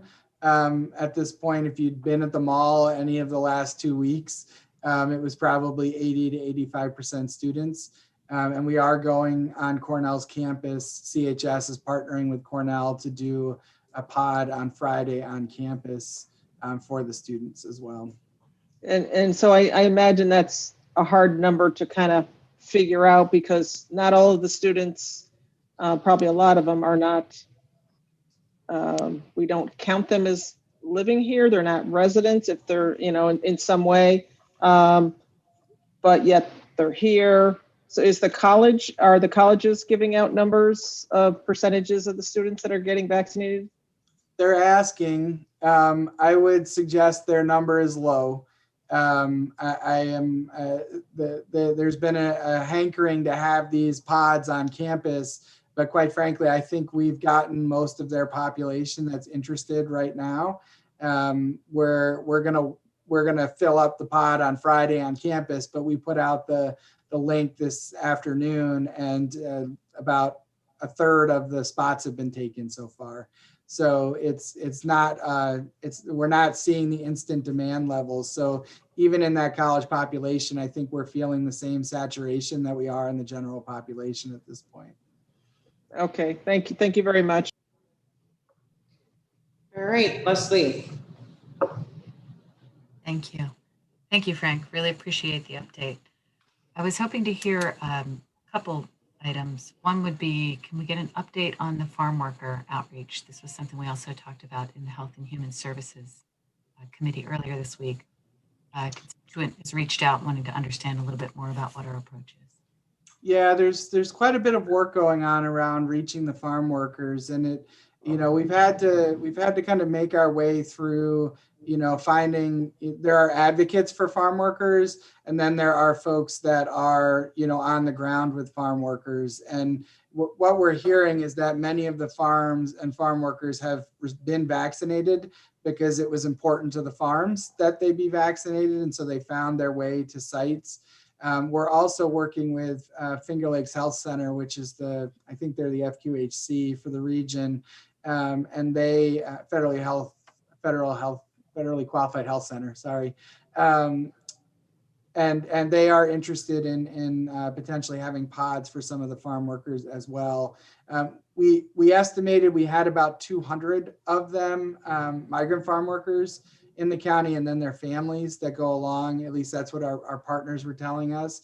And so we're looking to make sure that they all have an opportunity, including having the Spanish registry available a few weeks ago, maybe a couple of weeks ago now, to try to reach those folks. Dom, I don't know if you or Amy have anything else you wanted to add.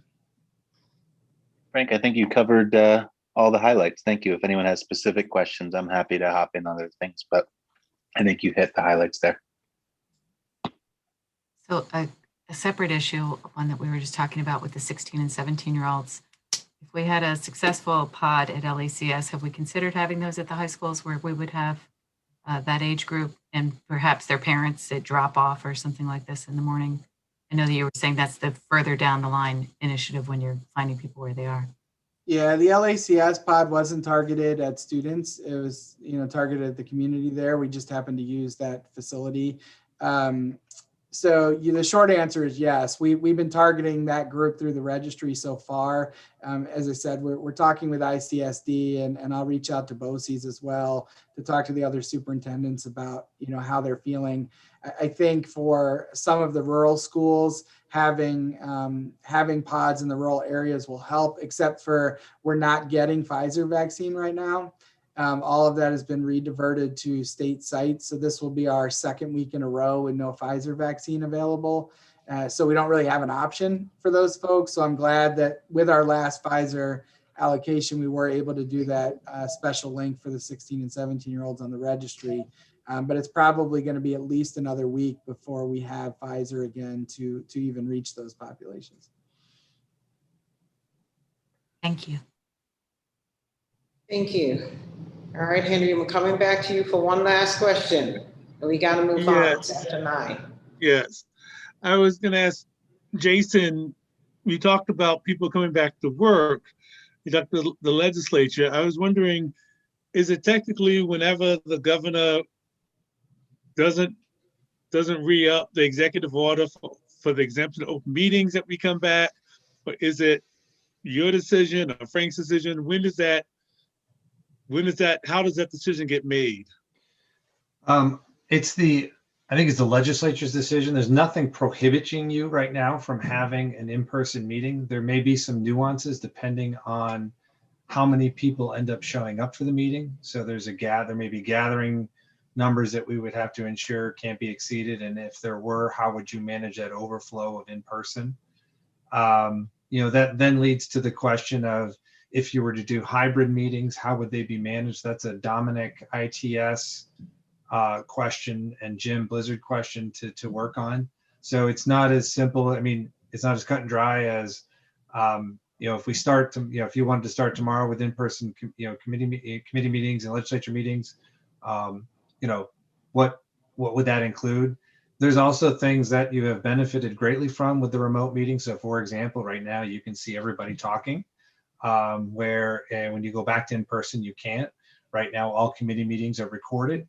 And they're, everybody you can see talking. You don't have that if you go back to your old method. So then there becomes an issue of expectations.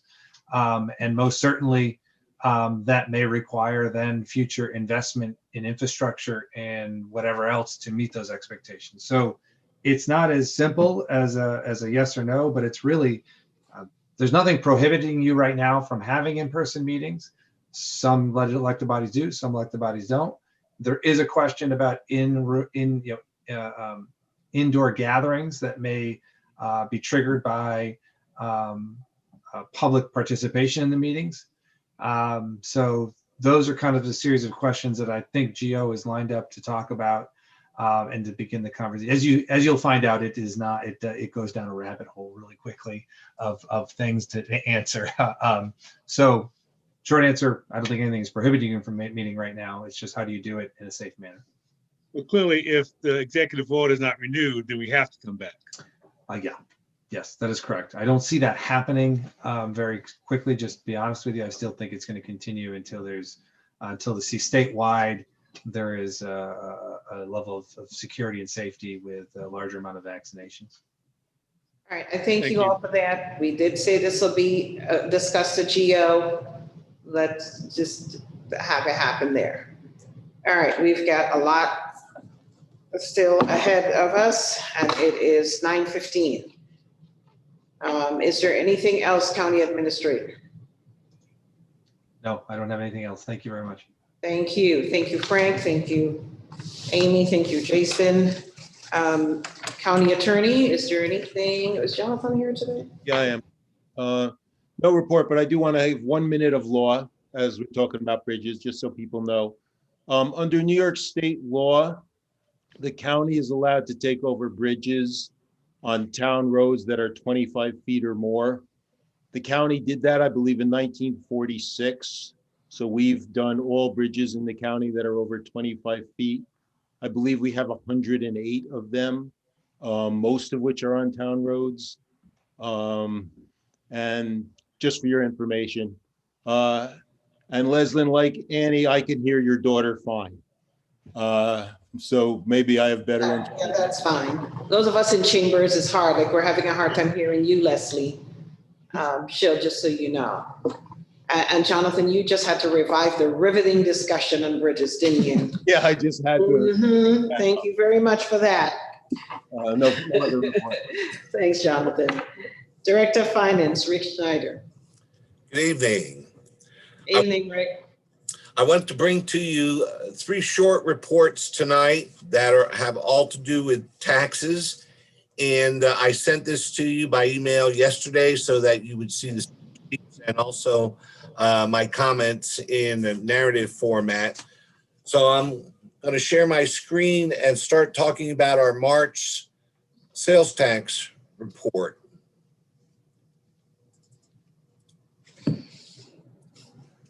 Do you see that before you?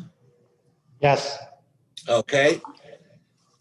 This is for the month of March, and you can see from this that March's sales were up 9.98% compared to the prior year. That's right here in this center section here, which is about $324,000 more than March of 2020. If you move over to the right-hand side of the spreadsheet, you can see that year to date, though, is down, even with a very robust March. And you can see that the total sales tax dollars that came in was $8,556,000 compared to $8,909,000 last year. So that represents a decrease of $353,000 year over year, or a negative 3.96%. So if you're looking at the first 3 months or the first quarter of the year, you can see that we're down 3.96% compared to last year. And you might say, well, man, we were in lockdown last year, but that's not really accurate because these 3 months that we're comparing to last year was before the COVID hit and before the lockdown occurred. And then I do have this small little graph that I'm not going to spend too much time on because, like Jason said, he has prettier ones that he's slaved over. And I just wanted to show the graph here. This red line indicates this year's receipts. The green line, which is flat, represents this year's budget. So you can see that for the first 2 months, we were under budget, but in March, we were way over budget. And the blue line, very crooked and erratic, represents 2020 or last year's receipts, which came in, of course, way under budget, and they were also very erratic. So I think the charts and graphs that Jason will be showing you later on, and also at the budget retreat, where we have a lot more in-depth information, this shows where we're at right now. I'm also going to show you this first quarter spreadsheet. And again, it shows that for the first quarter, again, we were down 3.96% compared to last year.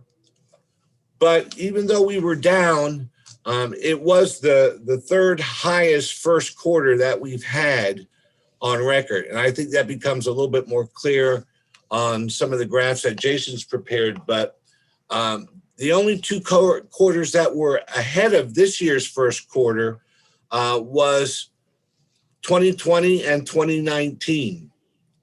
So for what it's worth, the sales tax is beginning to show some recovery. It's still very erratic. And I'm going to move on to mortgage recording tax. But before I do, are there any questions on sales tax? Yes, I have a question, Rick. Mm-hmm. Do you, only if you have it handy, do you have March 2019? compare this March to 2019. Do you have that one handy? If you don't, no problem. Sure. I know I have it in a bar graph, Dan, that we'll get to afterwards.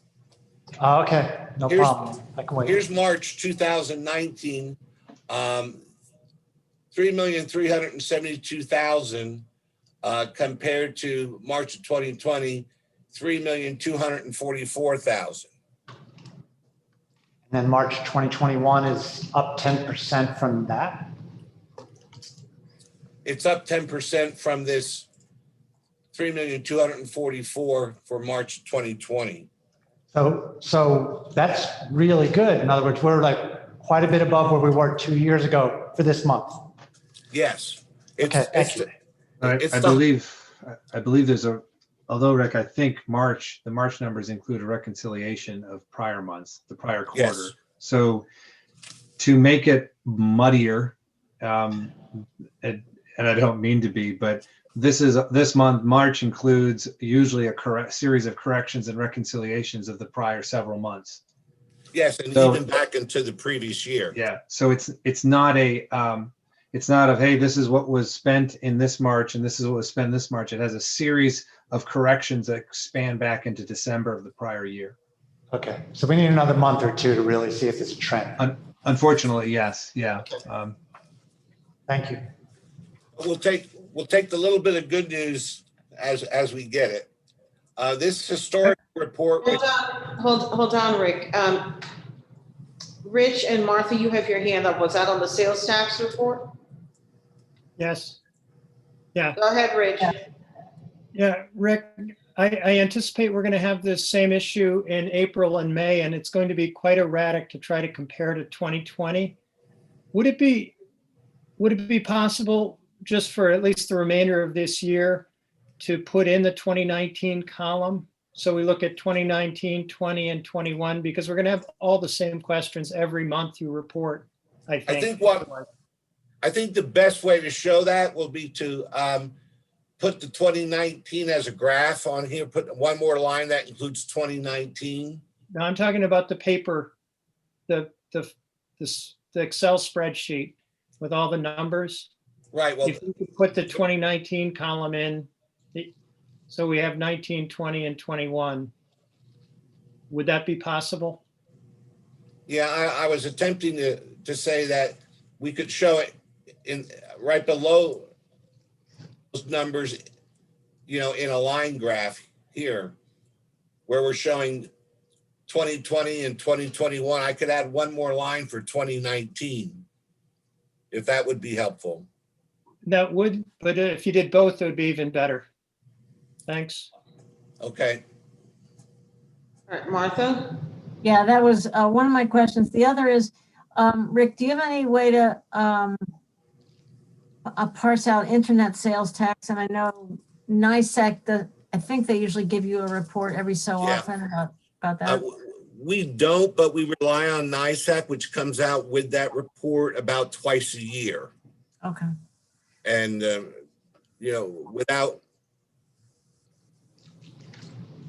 I could gather information from them and make it a whole project to try to ascertain those figures, but usually we rely upon what NISEC generates for us, but it isn't often. It's usually about every 6 months. They're putting out, so they get their information a quarter behind so there's usually the information is a quarter late, because that's when the Department of Taxation and Department of Taxation and Finance sends out the sector-based data. So Dave Lucas I think he's due at the end of this month to send us the quarter of 3 months ago, the quarter prior to 3 months ago. And that they seem to be doing that regularly over the past, several quarters. The problem is that they get it from Tax and Finance and it doesn't come out until it's 3 months old. Okay. So we can try to start to piece things together. Dave's been really doing some good summary of stuff, but the internet sales is a huge number that people want to know because it's been so relevant this past year. Right. So We can figure out what they've put together and see if there's something that we can do is relevant, because you'll see sectors have changed quite a bit. The other thing that will hopefully change is you'll start to see your restaurants and your travel sector move up on the scale from where it went down, this past year. All right, thank you very much. Okay. Go ahead, Rick. As always, I always include this historical sheet that shows all the county sales tax year by year. And at the very bottom, you can compare our totals for this year so far with the first quarter with all the first quarters preceding it. That was made available to you in your email packet. So I would like to move into the the MRT or mortgage reporting tax, if I could. Do you see that on your screen here at the top where it says mortgage recording tax? Yes. This only happens every 6 months, and the mortgage recording tax is that which we share with all the municipalities, and those checks just went out last week, and I thought it was good news to show that this year, for the last 6 months, this is the period from October through March 31st of 2021. This year, our mortgage recording tax was $1.1 million, and last year it was $961,000. So it actually grew or went up about $145,000, which was a 15.1% increase year over year. A lot of that, according to Marine, is generated by a high level of refinancing. So I thought I'd share this with you tonight. Part of what the legislature asked for now on a recurring basis is a room tax report. So Lisa Shaw and Nick Helmholt prepare a very substantive and in-depth room tax report. I just gleaned pieces from it to show to you tonight. This top line for Q1 total room tax shows that $167,311 is what came in, compared to $228,485 last year. So we had quite a drop. It was down 26.8% first quarter to first quarter. I'm not going to read all these notes. I've included these to you so you can reference them on your own. But this table at the top here shows how many hotels and bed and breakfasts that we have and how many delinquents. We have 6 delinquent payers. And the remarks section here is from the Treasury Division, and they talk about each one, and they tell you which ones are late and which ones have been reoccurringly late.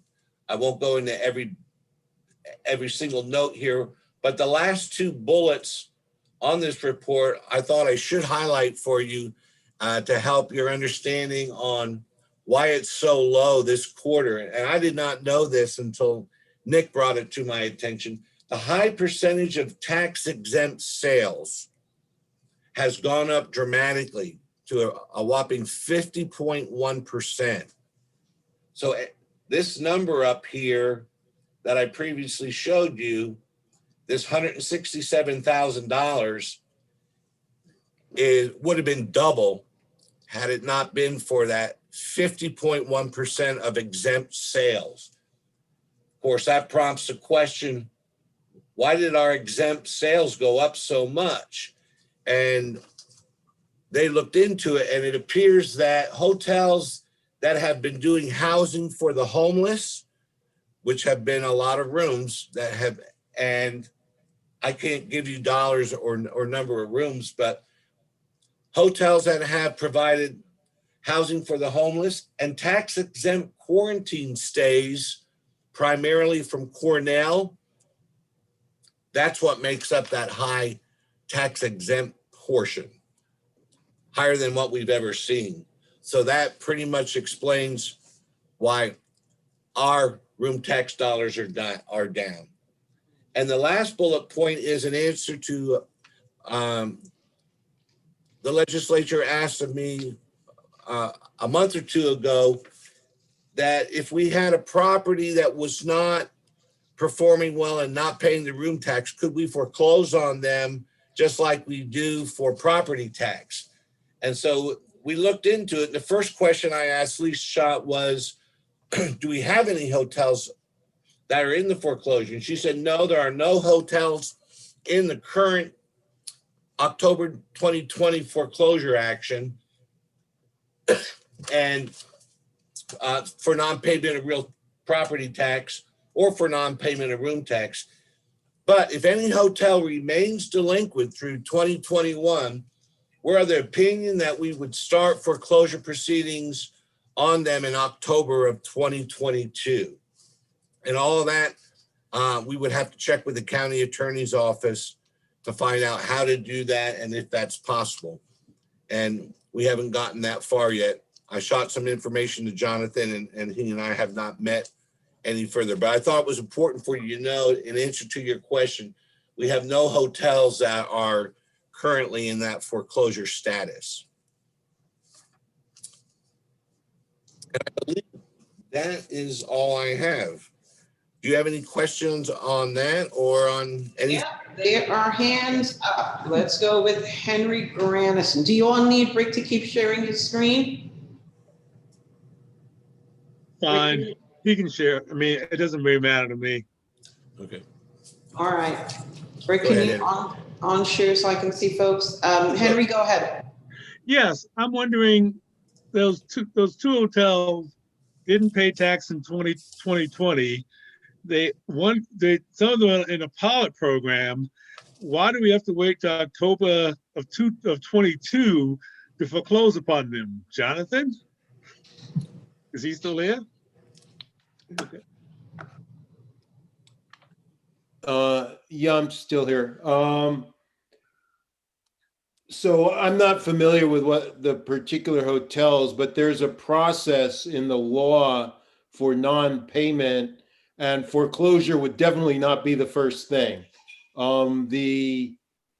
It's sort of a complicated thing because it calls for, like, the county administrator could issue a warrant, which is a very unusual sort of proceeding for hotels that haven't paid. And we've only done it once. But, you know, it is a possible remedy, but you can't just go right to foreclosure. There's a whole process that's defined in the law. Okay. Also, in terms of the bed and breakfast numbers, because we've talked about hotels, all these assume are not Airbnbs. I assume they're breakfast B&Bs. Rick? It's all. It's what? Both. It's both Airbnb. Because I thought Airbnbs, they paid the tax automatically. Well, they do. Yeah, I think these are just the ones that we have registered. Okay, and has Jonathan, have you written them letters about their delinquency? Or has Jason written them letters about their delinquency? Because we always talk about the hotels, we don't talk about their I asked Lisa today, and we have done the letters consistently. Each time that they don't pay, that has become a regular process now, that we send the nasty gram letter out, telling them that they're delinquent, and that works fairly effectively. So for this quarter, those letters have already gone out. Okay, and lastly, about the pilot program that two of the hotels have, is there anything we can do about that, about putting pressure on them?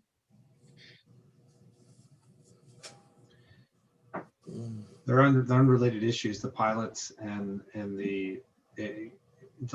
not paying a pilot payment is a different issue, an unrelated issue to not paying your hotel tax. There's not a mechanism that links the two in the law. They're totally separate issues. One being delinquent follows one process, and one being delinquent on another follows another process. The pilot payment, if you were delinquent on pilot payments, you'd follow the real property tax law process. The one on the hotel tax follows a different process for enforcement, so they're not tied together. Okay, thank you. All right, Shauna, Rich, Martha. Yeah, I think what needs to be established with the public is that these hotels are actually collecting county taxes and holding on to their county taxes instead of distributing that money to our county. And so we're not trying to collect something that is not ours already. They are collecting taxes on behalf of the county. I did have a question in regards to the penalty or a finance charge, and I want to make sure that people that are not paying their taxes, that they are receiving one, because it's not fair to, I mean, we've all been hit with hard times over the past year. It's not fair to the hotels that have been submitting their payment. And, those that decide to make the very extreme choice not to pay their taxes.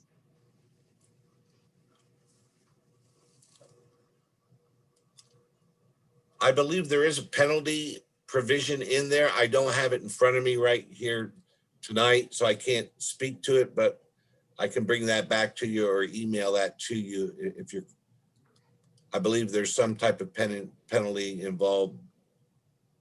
Yeah, that would be great. Thank you. Remember what it is. More information to come. Rich, then Martha. Yeah, I hear what is being said here, and I just would put in a note of caution. We absolutely need to look after the public interest in collecting these taxes, and we will. But at the same time, I think we have to recognize that this pandemic has had impacts that are very, very uneven. Bars, restaurants, theaters, hotels have been particularly hit. These are local businesses. I think they would all be very happy if they had the resources to pay the room tax. That's a really clear indicator that they're in real financial distress. And I believe our better pathway, rather than trying to talk about how soon can we foreclose, is to maintain the communication and arrange payment plans as we would with other property tax delinquencies. And we've had a very clear policy in our county of working with the property owner to get them back where they need to be. And I think it's premature to start talking about trying to litigate with these specific properties. Let's see how they do in the next few months, particularly if our economy starts to pick up. But give them a little bit of breathing room so that we can see if they can recover and get level with us. Thanks. Thank you, Rich. Nicely said. Martha. Well, I kind of agree with that. On the other hand, the room tax and the sales tax are actually collected on our behalf. That should just be passed through. The property tax or a pilot payment, that comes out of their general fund, their bottom line, whatever. So I don't see them quite the same. And I think, Rick, I mean, we're talking generalities here, and it's not appropriate for us to talk about specific properties, but I thought I saw in your report that two of the hotels have not responded to your letters. Is that right? See. I guess my point is just not to take a lot of time here, but a landlord, if a residential tenant doesn't communicate with their landlord, it really is a problem to try to set up a payment plan if the tenant has trouble. If a hotel is not even communicating with us, I have a real different attitude than the ones that that are in touch with you. So it seems like, anyway, did you want to respond to that? Well, I know in this last quarter, one did not send in a return at all. And I know Lisa Schott and her staff, they call and they write and they email a variety of these ones that are, these 5 or 6 that are late. And I believe that they have had communication with all, even the one that hasn't paid. I know they said just a few weeks ago, he was in the office here having a conversation with them. So I know that they go way out of their way to have conversations, phone calls, find out what's going on. Now they don't always file a return. Like one did not file a return at all this past time. They might not file a return. They may not pay, but we do have some communication back and forth. We know who they are. They know who we are. They're going to go away. So I don't think there's a lack of communication at this point. And I think that even the owners are communicative in the sense that they don't ignore us, or they don't ignore us completely. Okay, that's not the impression I've gotten. All right, just very quickly, just to say, you said we can't start foreclosure until October 22nd. Would we start whatever those preceding steps are? Will we start those starting in 2022, early 2022, instead of waiting until October? You mean the foreclosure? I don't think you can. I think you have to have I think you have to wait a certain time frame before you start the foreclosure process. Okay, I thought I heard Rick say that there were a bunch of steps. I'm just asking that we start those steps. Okay. You would start those steps at the proper time frame, just like you would with a real property tax foreclosure process. Yeah. Thank you. All right. I hope we're not sending the message that we're shutting down our hospitality industry, but we're at least trying to make sure that the taxes they collect on our behalf, as Martha said and others said, that comes to us. We want to make sure that that at least happens. All right. Thank you all. Thank you, Rick. Thank you. Very welcome. Let's power through the rest of our agenda. We are on to our standing committee reports, I believe, at this point. Yes. Yes.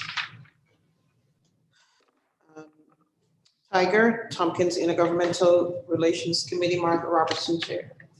Thank you, Madam Chair. We last met on April 13th. Our next meeting is May 11th. We have a meeting set up with Assemblywoman Anna Kellis on the Friday, the April 30th, I think at 5 o'clock. I have a few people signed up. If anybody else is interested in that meeting, please let me know. And we have to nail down exactly who's going to be there. At our last meeting, we talked about sort of post-budget lobbying issues. Redistricting, having to do with state Senate districts and congressional districts, came up, as well as civil service reform and law enforcement reform, and potentially raise the age. And Jason and administration are going to work with us on kind of, a white paper or one-page, statement on those issues so that we can develop a strategy with NISAC probably to try to get going on those issues. So the work continues. Thank you. Okay. Government Operations Committee, Amanda Champion, Chair. Thank you. We will be meeting on May 6th at noon. The agenda is not set yet, but we will be going over the rules, the last section of the rules of the legislature one more time. We'll also be having the discussion that everyone is just dying to have about when can the legislature return to chambers. So we'll have lots and lots of discussion about that. And we may begin the discussion about the redistricting process, among other things. So May 6th at noon. All right. Thank you, Amanda. Questions, comments? Okay. Planning, Energy and Environmental Quality Committee, Ann Corman, Chair.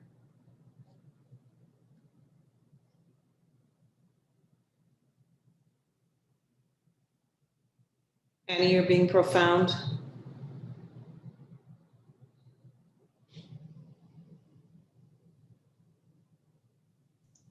Sorry, having a little trouble with my computer tonight. Let's see, we are meeting on April 26th, next Monday at 1:30, and we have a pretty packed agenda. So we have from Department of Planning and Sustainability, we have the draft Tompkins County Harmful Algal Bloom Strategy. We have also a resolution adopting a minimally invasive policy for managing the Tompkins County forests. We have several resolutions coming through Cornell Cooperative Extension regarding several properties which are seeking addition to the agricultural district. And Environmental Management Council, EMC, is doing their annual report. Water Resources Council is also doing their annual report to us, and we'll be reviewing the 2021 committee goals. And I have one resolution here.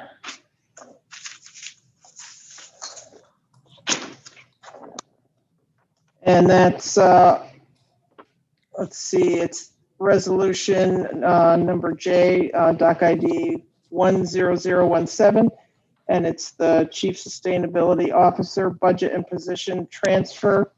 And that's gone through a couple of different committees already and been approved. And that's to move that position from administration to the Department of Planning.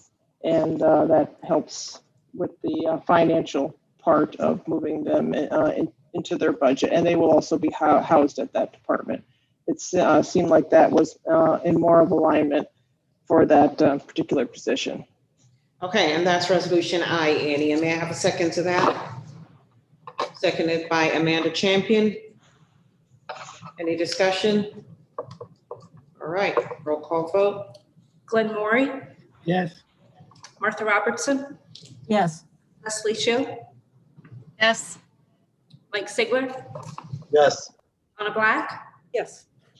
Amanda Champion, Yes. Deborah Dawson, Yes. Henry Grandison, Yes. Rich John, Yes. Dan Klein, Yes. Ann Corman, Yes. Mike Lane, Yes. Dave McKenna, Yes. Lesley McBean Claiborne. Yes. 14 ayes, 0 noes. That carries unanimously. And Martha, that's all I have. questions, comments, Annie? Martha, you have your hand? Yeah, thank you. Just want to know where we stand on the selection, the search committee for that position, the search process. That would be for Jason. I can address know? a question under budget, capital, and personnel. Okay, it'll be addressed on the budget, capital, and personnel, which comes up next. Okay, Deborah Dawson, thank you. Chair. Thank you, Madam Chair. We met on April 12th. We finalized our committee goals. I believe I sent those to everyone on the legislature. The main topic of discussion, other than the goals and the resolutions, was the beginning of our discussion on the rollover policy for our budget. Jason and Kevin did their usual very thorough job of giving us an overview of the policy as written versus policy as we've been applying it. They're going to be talking to department heads and coming back to us with some potential changes. You'll be hearing more about that as the year goes on. I want to remind everyone that our budget retreat is next Tuesday, the 27th at 5:30. As for the CSO process, I am on that panel. We will be conducting initial interviews with 9 applicants this Thursday and Friday. And other than that, we will meet again on May 10th. Thank you. All right, thank you. Questions for Deborah? All right, thank you very much. Moving on. Workforce Diversity and Inclusion Committee, Henry Grandison, Chair. Yes, we still have not met since February, but we're meeting in April 28th. We are also planning for Juneteenth, and it's going to be Juneteenth week as opposed to Juneteenth day. But you have to come to find out what other plans are. That's about it.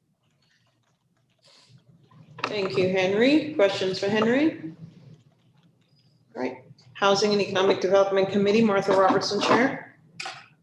Thank you very much. I have one resolution and then I can do my report. Resolution J, document 9963, authorizing the use of contingency funds to support the cost of short-term rental monitoring and analytics. I so move. Seconded by Mike Lane. Discussion. This is a report we've been looking for and looking forward to seeing the results. So I'm glad this is going to get underway. Okay. Vote. Glenn Maury, Yes. Martha Robertson, Yes. Leslie Shield, Yes. Mike Sigler, Yes. Shauna Black. Yes. Amanda Champion, Yes.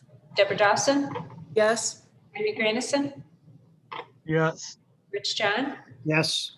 Dan Klein, Yes. Ann Corman, Yes. Mike Lane, Yes. Dave McKenna, Yes. Lesley McBean Claiborne. Yes. 14 ayes, 0 noes. Thank you. It carries unanimously. Anything else? Yeah, we meet this Thursday at 9:30 in the morning. We will have reports from Ithaca Area Development on their Ithaca Area Economic Development on their countywide recovery strategy. We also will hear from the Downtown Ithaca Alliance and probably Tom Knipe from the city also about kind of the status of the downtown businesses. And that will help us kind of set the stage to start really looking at if the funding opportunities under the American Rescue Plan, the COVID relief bill that was passed. While we're waiting for guidance from the Treasury, we thought it would be helpful to take time and start sorting through the issues, considering priorities and establishing a framework for those decisions. So we'll start that conversation on Thursday. We also we'll have a presentation by Charles Lawson from the National Park Service on designating the Finger Lakes National Heritage Area. So that should be a very interesting discussion. So I invite anybody to come. Thank you. All right. Thanks, Martha. Downtown Facilities Committee, Dave McKenna, Chair. Thank you, Leslie. Downtown Facilities met on April 8th. Majority of the meeting was an executive session. No action was taken when we came out, other than to adjourn. Our next meeting will be May 13th. That's my report. Thank you, Dave. Any questions to Dave? Okay. Public Safety Committee, Rich John, Chair. Thank you, Leslie. The Public Safety Committee met on April 15th. And our major item that I want to report on is we passed a resolution for the creation of the Community Justice Center as the first significant act of the reimagining public safety process. This is in collaboration with the city, and we have some basic information on what that's going to look like, where it's going to be housed. But we're going to get a further report on the continuing discussions with the city of how it's going to operate at our May meeting, which will be held on May 20th at 3:00. I'd also just mention our jail population is at 45 with one board in. Our numbers are still up because the state has not yet taken its state-ready people. Happy to answer any questions. Thank you. Dan Klein. Where's the Community Justice Center going to be? It looks like there is some available space in the mental health building. So it'll be located in a county office. And we will get reimbursed from the city for those costs. Thank you. Any other questions to Rich? Thank you, Rich. Anything else from you? Shauna? Sorry, I see Shauna raising her hand. I think the location, Rich, from my understanding, was that it was still going to be discussed, that there were some concerns about the stigma that it might have at the Department of Mental Health. And so that might still be up in the air. That's quite possible. Is that right? Okay. What we have is a plan at this point. It's still under discussion. And just to give you the basic parameters of it, it looks like we're going to have 2 people staffing the Community Justice Center at the beginning, a director position, and then a data analyst. We will look where they're going to sit, but it does appear they're going to be county employees and housed within county offices. We're also talking about an advisory board or committee that will have city and county representatives and community representatives as well in some capacity. And that's part of what we hope to have in greater detail by the May meeting.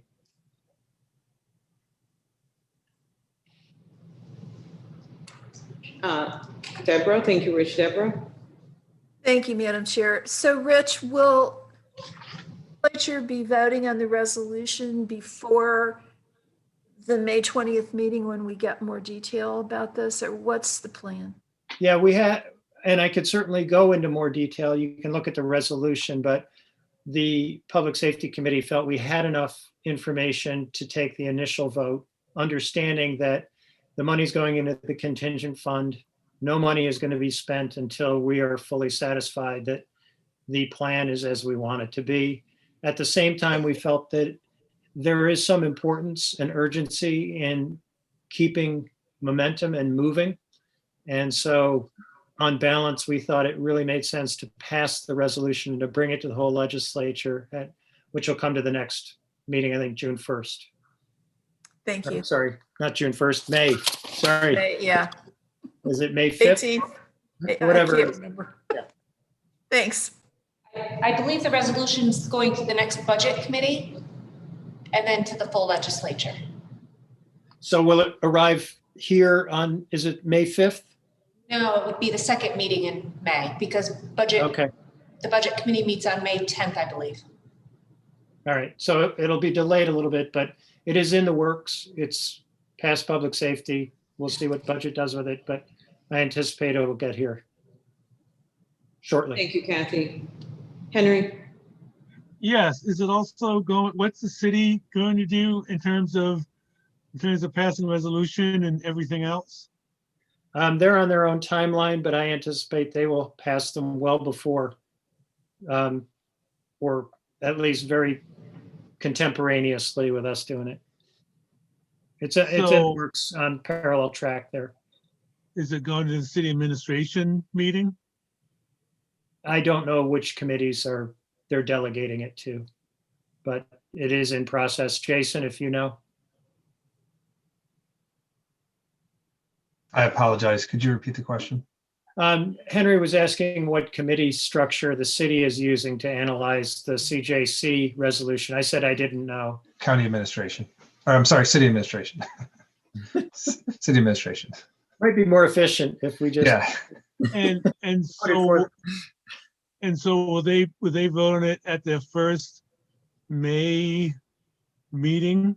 I think so. I think it's going to the CA meeting later this month, and I think they'll vote on it. I think they'll actually vote on it probably before you will. Okay, thank you. That's it, Rich? Yes, it is. Thank you. Health and Human Services Committee, Shauna Blackshear. Yes, we met yesterday, passed a few resolutions, talked a little bit about COVID. And that's it. We will meet, let's see here, the third Monday of May at 1 p.m. And again, we will be joined by Frank Krupa and or Dr. Claypax to talk about gun violence as a public health issue. Thank you. Thank you, Shauna. Any questions for Shauna? Facilities and Infrastructure Committee, Mike Lane, Chair. Thanks. We met on April 15th. A lot of our work has been taken care of in our resolutions already. A couple of things I'll point out was we heard from Jeff Smith about what to expect for highway funding updates from the new state budget. And the CHIPS money that comes to us is good news. He's anticipating, because of the probable release of the 20% holdback that we had last year, that we may have $1.5 million more money this year than we had anticipated. And that's going to let us do some things, including he mentioned that we're going to be able to do a better, a longer term improvement on Hanshaw Road instead of just a thin paving over the surface. We're going to be able to recycle the pavement, and it should give us a 15 to 20 year lifespan for that work that would be done on Hanshaw Road. We talked about our goals.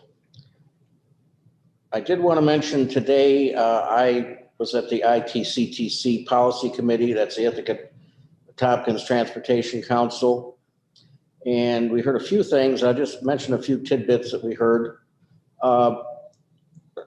As far as some things that TCAT's doing, there's a Cornell student that's been working with them and with Fernando de Aragon apparently to try to figure out how to connect our buses with our trail system so that we can get more people to be using our trails.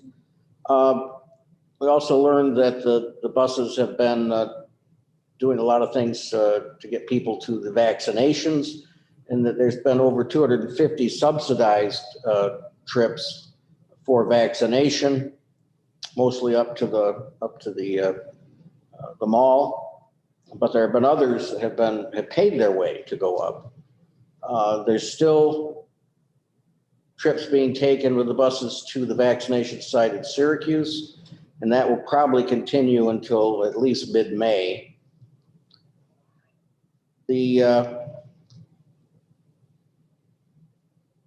I mentioned, I think last meeting that New York State DOT had talked about the need to do work on the Route 13 bridge over 6 Mile Creek.